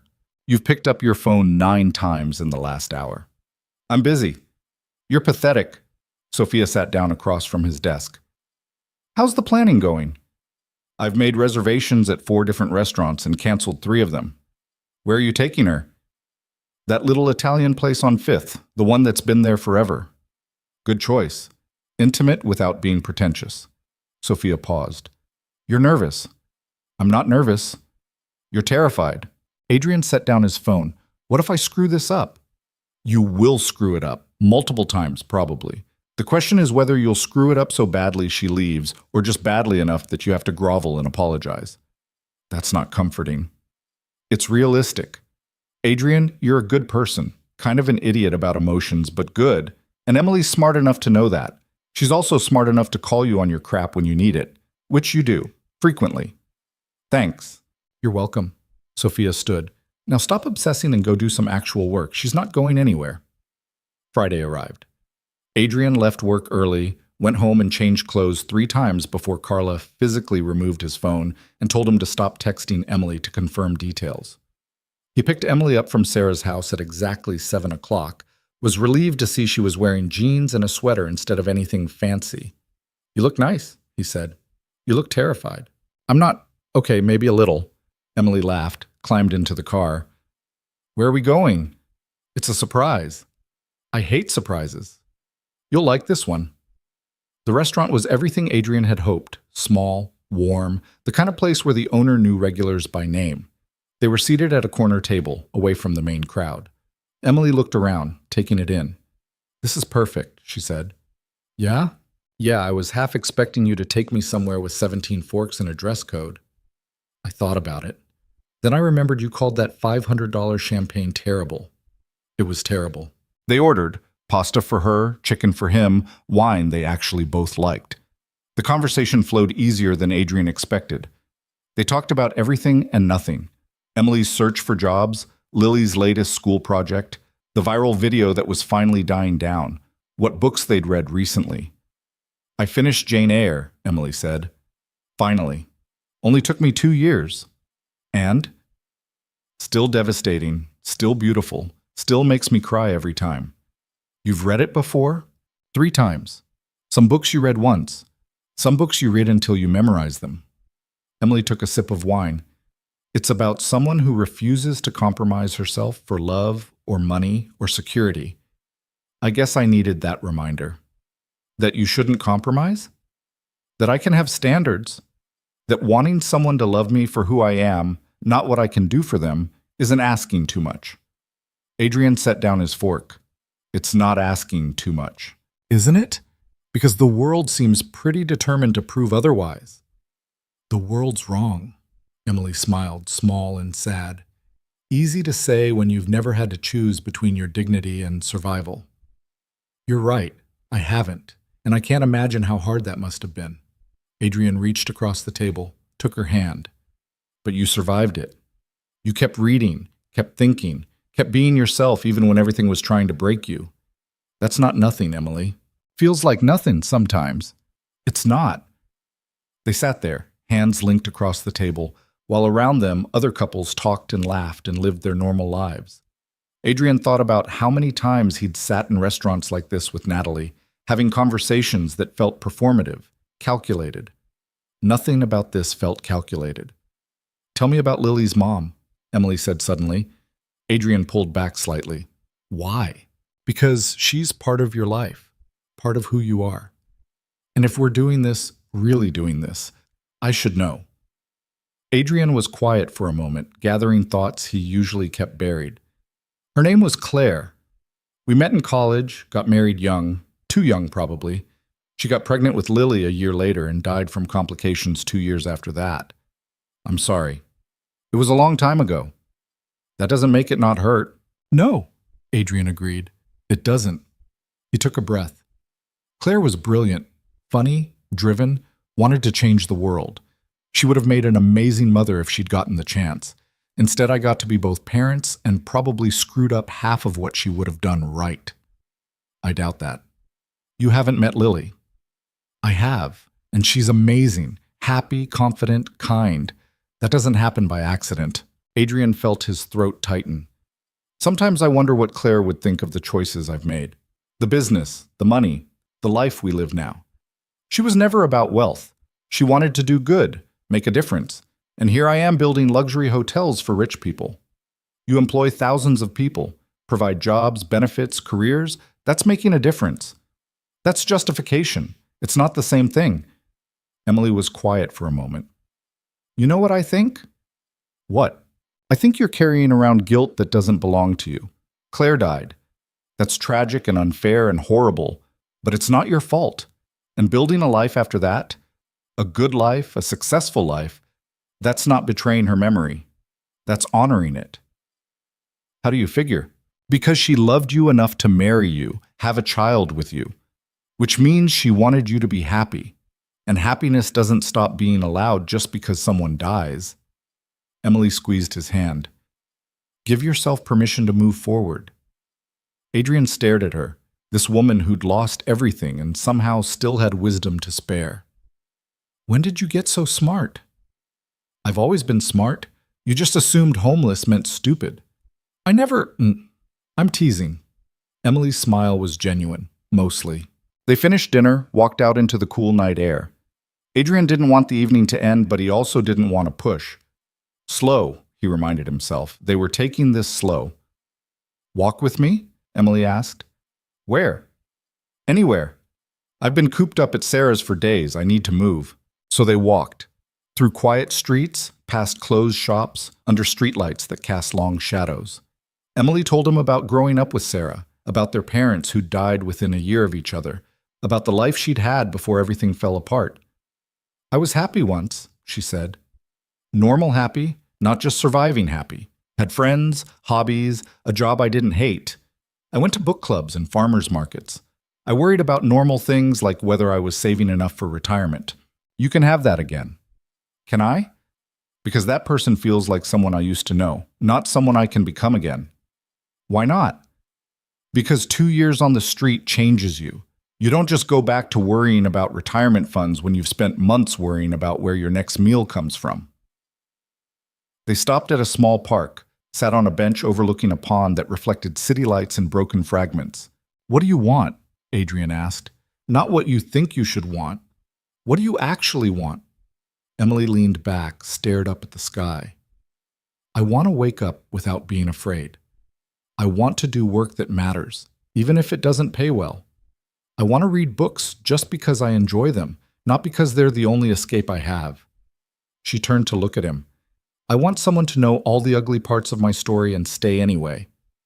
"I'm staying." "You say that now. Us. I'll say it tomorrow too. And next week? And next month." Adrian shifted to face her fully.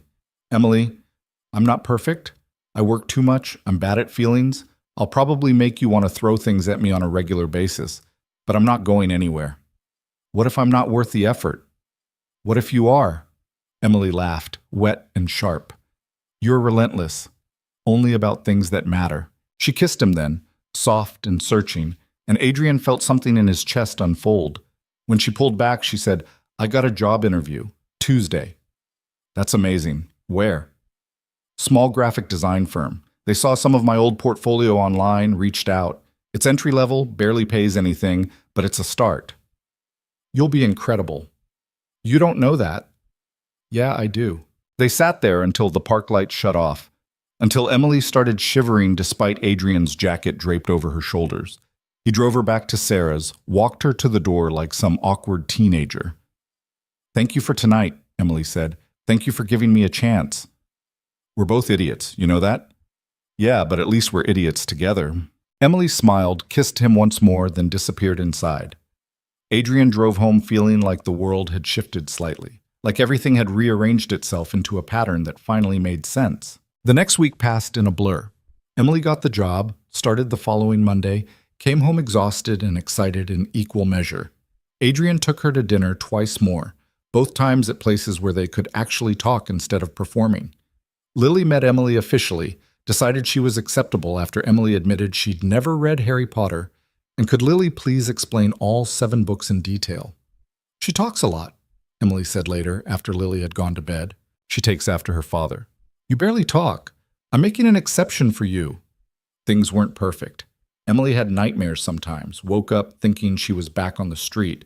Adrian worked late too often, forgot to text, had to cancel plans twice for business emergencies. They argued about money. Adrian wanted to help with rent. Emily refused. They compromised on him paying for dates while she saved for her own place. But they were real. Messy and complicated and real. 3 weeks after their first official date, the tabloid story about Emily's past finally broke. Someone had tracked down her ex, gotten quotes about her failure to commit to success, found photos of her from before. The article was cruel, sensationalized, designed to make her look like a gold digger who'd conned her way into Adrian's life. Adrian found out about it when Marcus called, furious. Have you seen this? Marcus demanded. Seen what? Check your email. Some trash site published a hit piece on Emily. They're framing it like she's using you for money, including her history with... Adrian hung up, pulled up the article. Read it once, felt his blood pressure spike, read it again to make sure he wasn't missing anything. Then he called his lawyer. I want them sued into oblivion, he said when the lawyer answered. Adrian, this is protected speech. They didn't actually libel her. They just find a way. They're harassing someone I care about, and I want it stopped. That's not how the law works. Then make it work. He hung up, called Emily. She answered on the 5th ring, voice thick. You saw it, Adrian said. Hard to miss when everyone I work with has seen it. Emily's laugh was hollow. My boss pulled me aside this morning, asked if I needed time off to deal with the media attention, like I'm some kind of liability. This is my fault. I should have protected you better. How? By making me sign an NDA about my own life? Emily was quiet for a moment. Adrian, this is what I was afraid of. This is exactly what I knew would happen. They dug up every mistake I've ever made and turned it into entertainment. So we fight back. We issue a statement. We do nothing, because responding just makes it worse.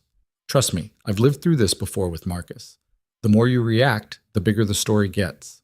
I can't just sit here and let them trash you. You don't have a choice. This is my mess to handle. Emily took a shaky breath. I need some space, okay? Just for a few days, to figure out how to deal with this without dragging you further into it. Emily, no, please, I'm not breaking up with you. I'm not running away. I just need to breathe without feeling like the world is watching. Adrian wanted to argue, wanted to tell her they'd handle this together, that space was the last thing they needed. But the exhaustion in her voice stopped him. Okay, he said, but I'm here. The second you need me, I'm here. I know. She hung up. Adrian stood in his office, staring at his phone, feeling helpless in a way he hadn't felt since Claire died. Back then, all the money in the world couldn't save her, and now, all the money in the world couldn't protect Emily from people determined to tear her down. Sophia found him an hour later, still standing there. You okay? She asked. No. Want to talk about it? No. Going to anyway. Sophia sat down, waited until he looked at her. This isn't your fault. Feels like it is. Welcome to caring about someone. It's terrifying and you have no control, and it makes you want to punch things. But it's also worth it. Is it? Because right now it feels like I've made everything worse for her. She knew the risks. She chose this anyway. Sophia paused. Give her the space she asked for. Trust her to know what she needs. And if what she needs is to walk away, then you let her go and hope she comes back. Adrian didn't sleep that night. Or the next. He threw himself into work, took meetings he'd normally delegate, stayed at the office until midnight every night. Lily noticed, asked why he was grumpy all the time. He told her he was tired, which wasn't a lie. On the third day, Emily called. Can you come over? She asked. To Sarah's? No, I got an apartment. It's tiny and mostly empty, but it's mine. Come see it? Adrian was in his car within 5 minutes. The apartment was in an older building, 4th floor walk-up, 1 bedroom with a kitchen the size of a closet. But it had good light and Emily had already filled it with books, stacks of them everywhere, covering every surface. I went a little crazy at the used bookstore, she admitted, but they were cheap and I've missed having books around me. Adrian looked around, taking it in. This was hers, her space, her choices, her life rebuilt piece by piece. It's perfect, he said. It's a shoebox. It's yours. Emily smiled, real and tired. I'm not running away. I know. But I'm also not going to apologize for existing, for having a past, for making mistakes, for being human. She crossed the small space to him. That article was brutal.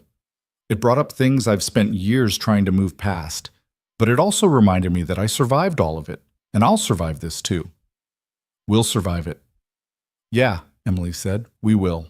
She kissed him, and Adrian tasted salt. Tears, though he wasn't sure whose. When she pulled back, she said, I'm scared. Of what? Of how much I want this to work, of how much I care about you, of what happens if it all falls apart anyway. Then we'll be scared together. Is that enough? I don't know, but it's what we've got. They stood there in her tiny apartment, surrounded by books and possibility, and Adrian thought that maybe this was what real looked like. Not perfect, not easy, but worth fighting for. Stay, Emily said, just for a while. Help me figure out where to put furniture I don't have yet. So he stayed, and in that moment, that was enough. They sat on the floor of Emily's empty apartment, backs against the wall, sharing Chinese takeout from containers that left grease stains on the hardwood. Adrian had kicked off his expensive shoes, rolled up his sleeves, and for the first time in weeks looked like he could actually breathe. So, Emily said, picking at her low mane with chopsticks that kept slipping, I've been thinking. Dangerous.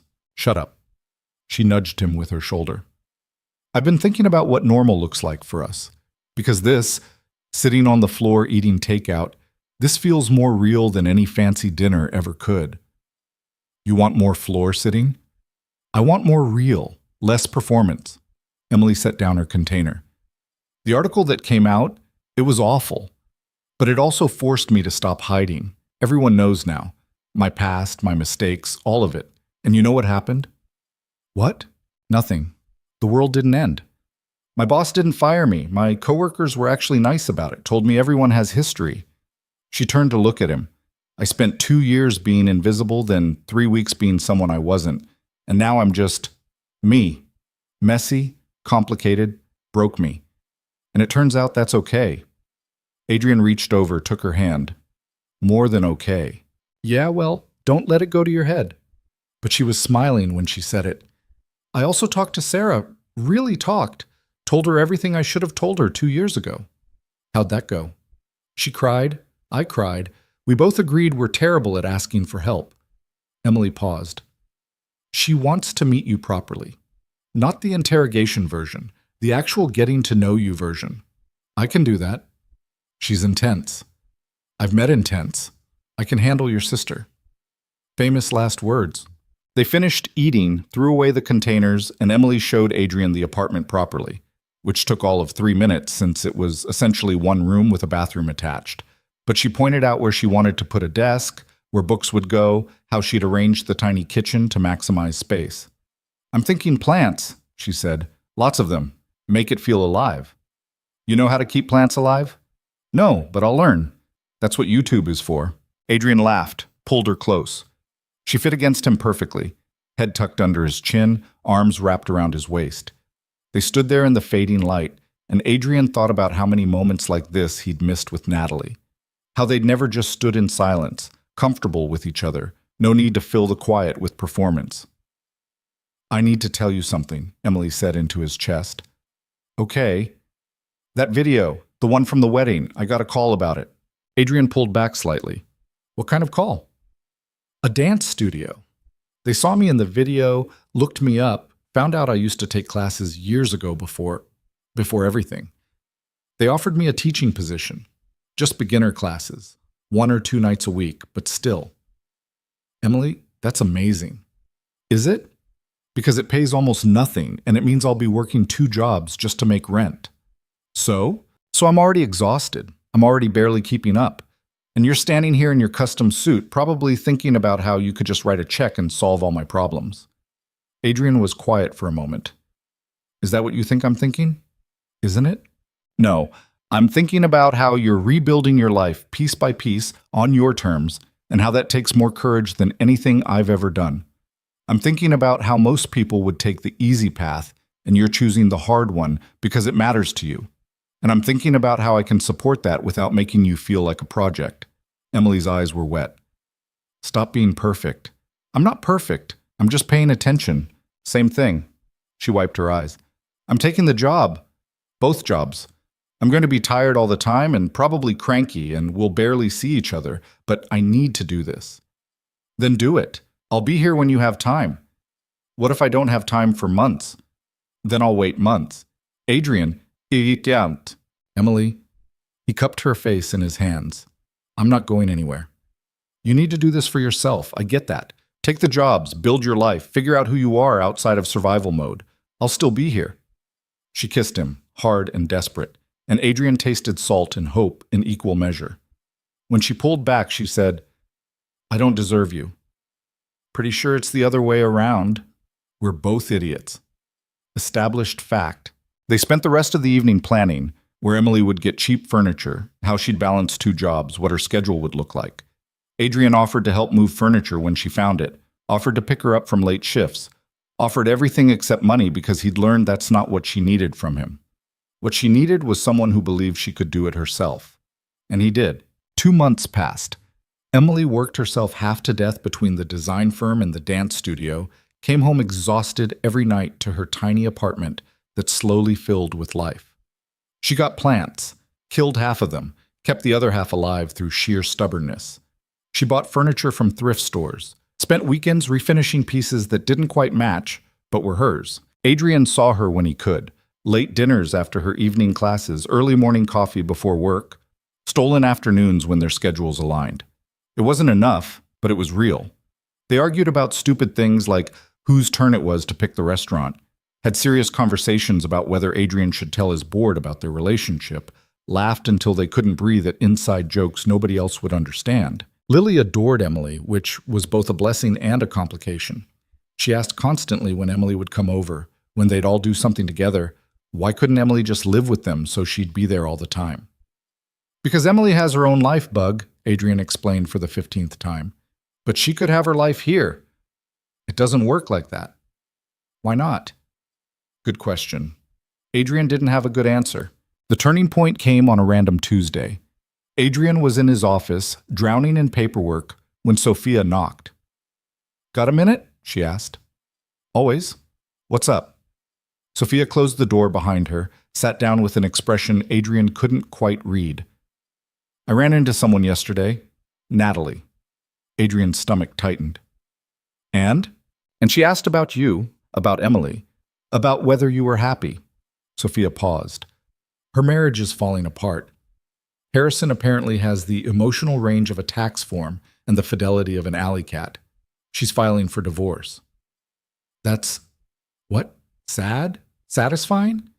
Adrian wasn't sure what he felt. "I'm sorry to hear that." "Are you?" "Yeah, I wouldn't wish a bad marriage on anyone, not even her. She wanted me to tell you she made a mistake, that she chose wrong." Adrian sat back in his chair. 6 months ago, hearing that would have felt like vindication, like proof that he'd been right and she'd been wrong, and maybe there was still a chance to... Nothing. He felt nothing. "Tell her I hope she finds what she's looking for," Adrian said. "But it's not me." Sophia smiled. You really love her, don't you, Emily? Yeah, I really do. Have you told her? Not yet. Why not? Because I'm terrified. Adrian ran a hand through his hair. Because what if it's too soon? What if she's not ready? What if I say it and she runs? And what if you say it and she says it back? Adrian didn't have an answer for that. That night, he picked Emily up from her dance class. She was sweaty, hair falling out of its ponytail, grinning like she'd won the lottery. Good class? He asked. Amazing class. I had 8 students tonight, and one of them told me I'm the best teacher she's ever had. Emily collapsed into the passenger seat. I know that's probably not true, but still, it felt good. It is true. You're biased. Doesn't make it less true. They drove to Emily's apartment, climbed the 4 flights of stairs.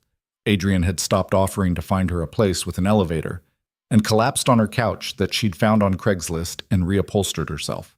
I'm exhausted, Emily announced. I can go if you want to sleep. Don't you dare. She curled into his side. This is the first time I've sat down all day. Just stay. Be quiet. Let me pretend the world doesn't exist for 20 minutes. So Adrian stayed, held her while she dozed, watched her chest rise and fall, thought about how this right here, was everything he'd been looking for without knowing it. When Emily woke up an hour later, she blinked at him groggily. Did I fall asleep? Yeah. Sorry, I'm the worst girlfriend. You're the best girlfriend. I fell asleep on our date. We weren't on a date, I was just driving you home. Still, Emily sat up, rubbed her eyes. I'm a mess, Adrian. I work too much. I'm always tired. I barely have time for you. This isn't what you signed up for. Yes, it is. How do you figure? Because I signed up for you. All of you. The exhausted version. The energetic version. The version that falls asleep mid-conversation. All of it. Emily looked at him for a long moment. You make it sound simple. It is simple. I love you. The words hung in the air between them. Emily's eyes went wide. What? I love you, Adrian repeated, because if he was going to do this, he was going to do it right. I love that you work yourself half to death because you're too stubborn to take the easy path. I love that you killed half your plants but refuse to give up on the other half. I love that you fall asleep on me and apologize like it's a character flaw instead of just being human. I love you, Emily. All of you. Adrian, you don't have to say it back. I just needed you to know. Emily launched herself at him, kissing him hard enough that they both fell backwards on the couch. When she finally pulled back, she was crying and laughing at the same time. You're an idiot, she said. Established fact. I love you too. I've loved you since you showed up at Sarah's house, looking terrified and determined and completely out of your depth. Emily kissed him again, softer this time. I didn't think I was allowed to love you. Didn't think I deserved it. You deserve everything. See, that's the kind of statement that makes me think you're still seeing me through some kind of noble lens. I'm seeing you clearly. Maybe for the first time in my life, I'm seeing someone clearly. They stayed on that couch for hours, talking about everything they'd been too scared to say before. Emily admitted she'd been terrified he'd get bored of her once the novelty wore off. Adrian admitted he'd been terrified she'd realize she could do better. They were both wrong, they decided, and both right. And that was okay. Around midnight, Emily's phone rang. She glanced at it, frowned. It's Sarah. She never calls this late. Emily answered. Hey, oh no. Okay, yeah, okay. She hung up, her face pale. What's wrong? Adrian asked. Sarah's husband, he's in the hospital, heart attack. She needs someone to watch the kids, and I'm the only... Go, I'll drive you. Adrian, it's midnight. You have work tomorrow. I don't care, come on. They made it to the hospital in 20 minutes. Sarah was in the waiting room, shaking, trying to hold it together for her kids who were asleep on plastic chairs. When she saw Emily, she broke. I don't know what's happening, Sarah said. They won't tell me anything. He was fine at dinner and then he just... It's okay. It's going to be okay. Emily held her sister while Adrian took care of the practical things, talked to nurses, made phone calls, arranged for Sarah's kids to go home with Emily. By 3 a.m., they knew Sarah's husband would survive. By 4 a.m., Emily and Adrian were back at her apartment with 2 sleeping kids on her couch/bed and no idea what they were doing. I don't know how to take care of children, Emily whispered. Neither do I. You have a child. One child, who I've been practicing on for 7 years. These are borrowed children. It's different. Emily laughed, quiet and slightly hysterical. What are we doing? Our best. That's all we can do. They made it through the night. In the morning, Adrian called work and told them he wouldn't be in. Emily called both her jobs and explained the situation. They took Sarah's kids to school, picked them up after, kept them entertained while Sarah stayed at the hospital with her husband. It went on for a week. Emily and Adrian tag-teaming childcare, figuring it out as they went, learning that kids needed constant supervision and feeding and emotional support. Lily joined them halfway through when Adrian ran out of excuses for why he kept missing bedtime. Are these my cousins now? Lily asked, studying Sarah's kids with interest. They're Emily's niece and nephew, Adrian said carefully. But if you marry Emily, they'll be my cousins. Lily, I'm just saying, it's basic math. Emily laughed so hard she cried. Adrian decided his daughter was both too smart and not wrong. Sarah's husband came home after 10 days. Emily and Adrian helped get him settled, made sure Sarah had what she needed, then finally, had an evening to themselves. They went to Adrian's place for the first time in weeks. Lily was at a friend's house for a sleepover, leaving the penthouse empty and quiet.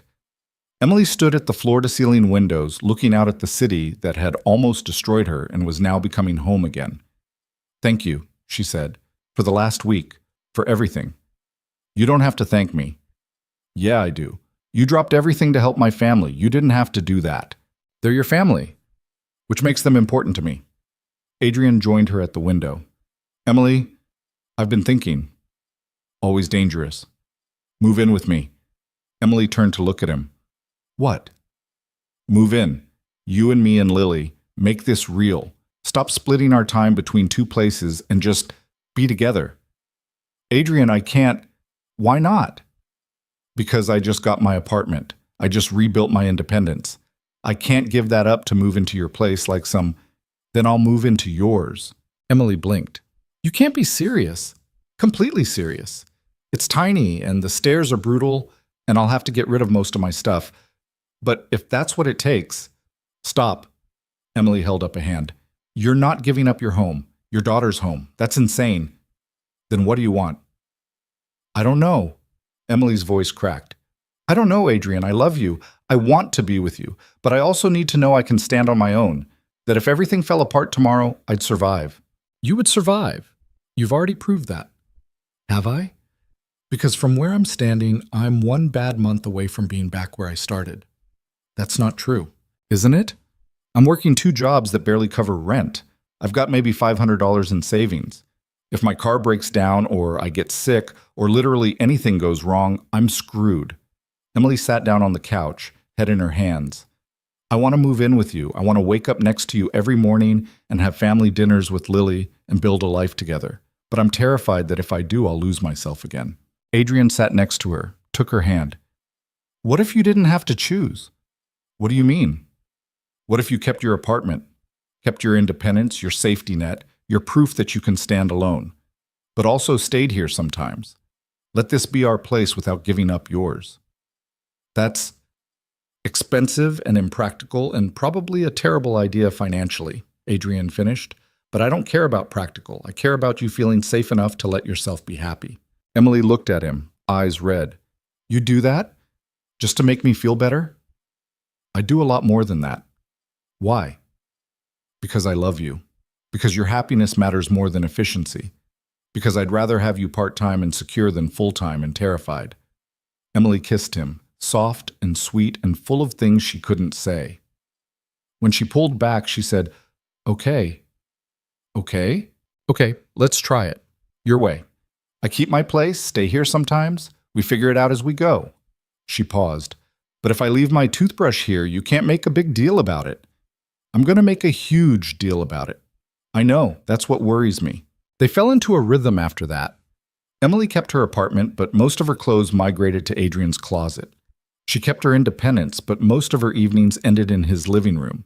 She kept her safety net, but slowly started to believe she might not need it. Lily adjusted faster than anyone expected. She loved having Emily around, loved the dance lessons Emily taught her in the living room. Loved how Emily read books with different voices, just like her dad did. Sometimes Adrian would find them curled up together on the couch, Lily chattering away while Emily listened with genuine interest. "She's good with her," Sophia observed one evening, watching through the window as Emily and Lily attempted some complicated dance move in the living room. "She's good with everyone," Adrian said.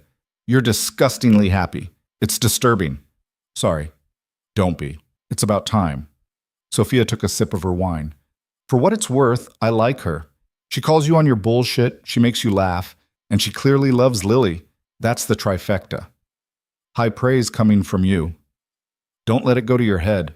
6 months after the wedding, almost a year after that night in the alley, Adrian and Emily were at a charity gala. The kind of event Adrian usually dreaded, full of people performing wealth and importance.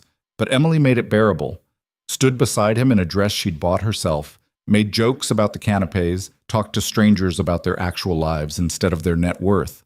They were standing at the bar when Natalie appeared. She looked different, thinner, tired, the kind of exhausted that came from stress instead of circumstance.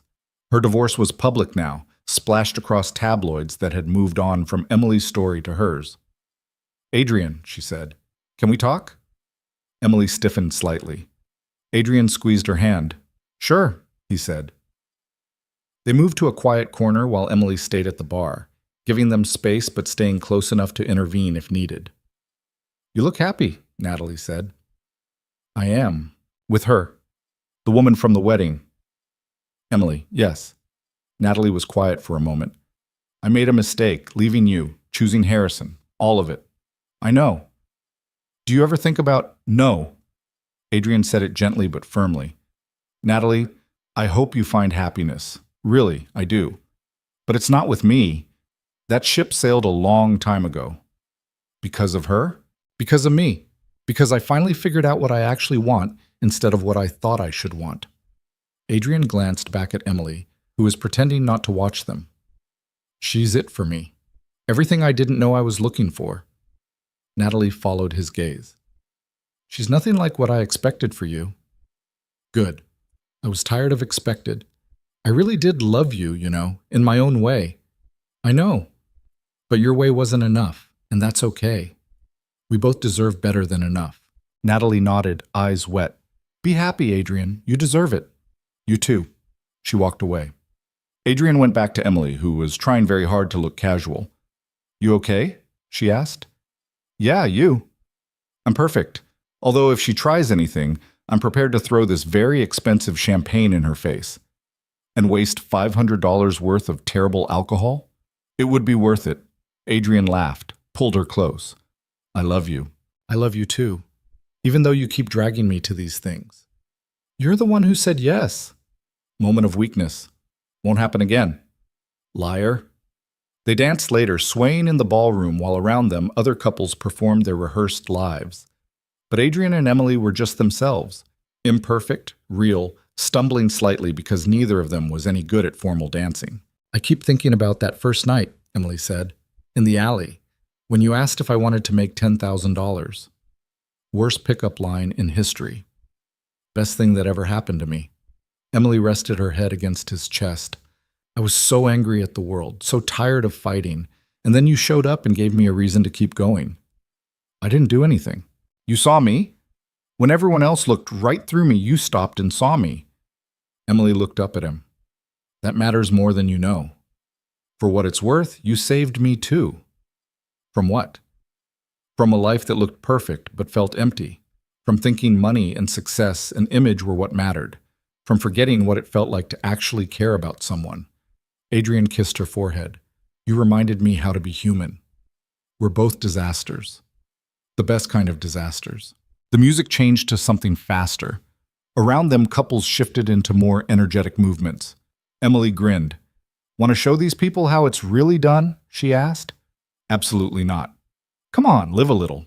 So they did. They danced like nobody was watching, even though everyone definitely was. They laughed when Emily spun too fast and nearly took out a waiter. They didn't care that they were making a scene, that people were recording, that tomorrow there'd be more articles and more speculation. They were too busy being happy. A year later, Adrian proposed. Not at a fancy restaurant or some choreographed event, But in Emily's tiny apartment, surrounded by books and half-dead plants, and evidence of a life rebuilt from nothing. "This is insane," Emily said, staring at the ring. "You keep saying that." "Because it keeps being true." She looked up at him. "Are you sure? Because I'm still figuring things out. I'm still working 2 jobs and barely making ends meet, and I love you exactly as you are. Not who you might become, not some polished version. You, right now, this." Adrian took her hands. "Marry me. Not because it makes sense, not because it's practical, but because I can't imagine my life without you in it." Emily was crying, laughing, trying to do both at once. "Yes, yes, you idiot. Of course, yes." They got married 6 months later. Small ceremony, just family and close friends. Sarah stood as Emily's maid of honor, still protective, but warming up to Adrian after watching him prove himself over and over.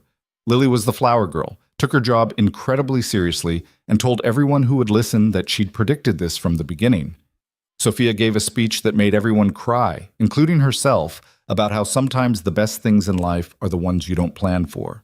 And when Adrian and Emily exchanged vows, real ones they'd written themselves, full of promises to be patient and honest and human, neither of them could stop smiling. Because this wasn't a fairy tale. It was better. It was real. Emily kept her job at the design firm, got promoted after a year. She kept teaching dance classes because they made her happy, not because she needed the money. She kept her apartment for another 6 months before finally admitting she hadn't stayed there in weeks, and maybe it was time to let it go.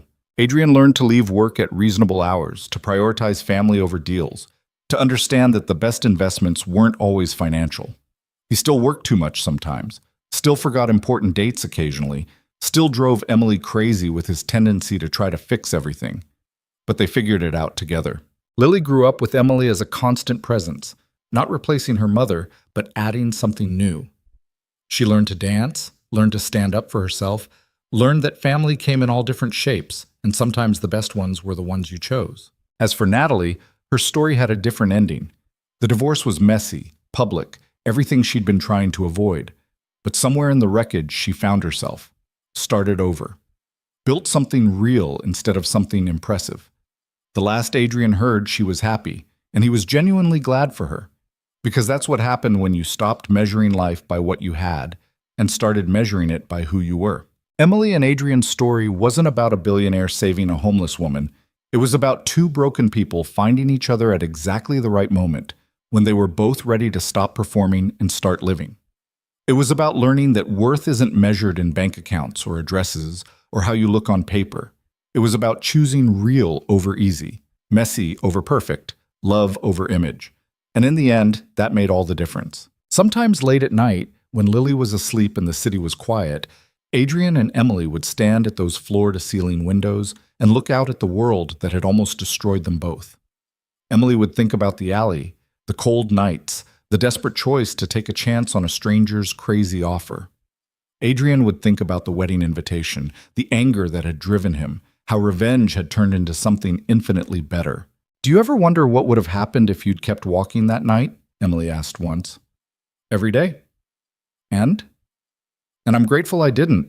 Even if the reason was wrong, the result was right. That's very philosophical for someone who deals in quarterly earnings. I'm learning from the best. Emily leaned into him, watching the lights of the city spread out below them like stars.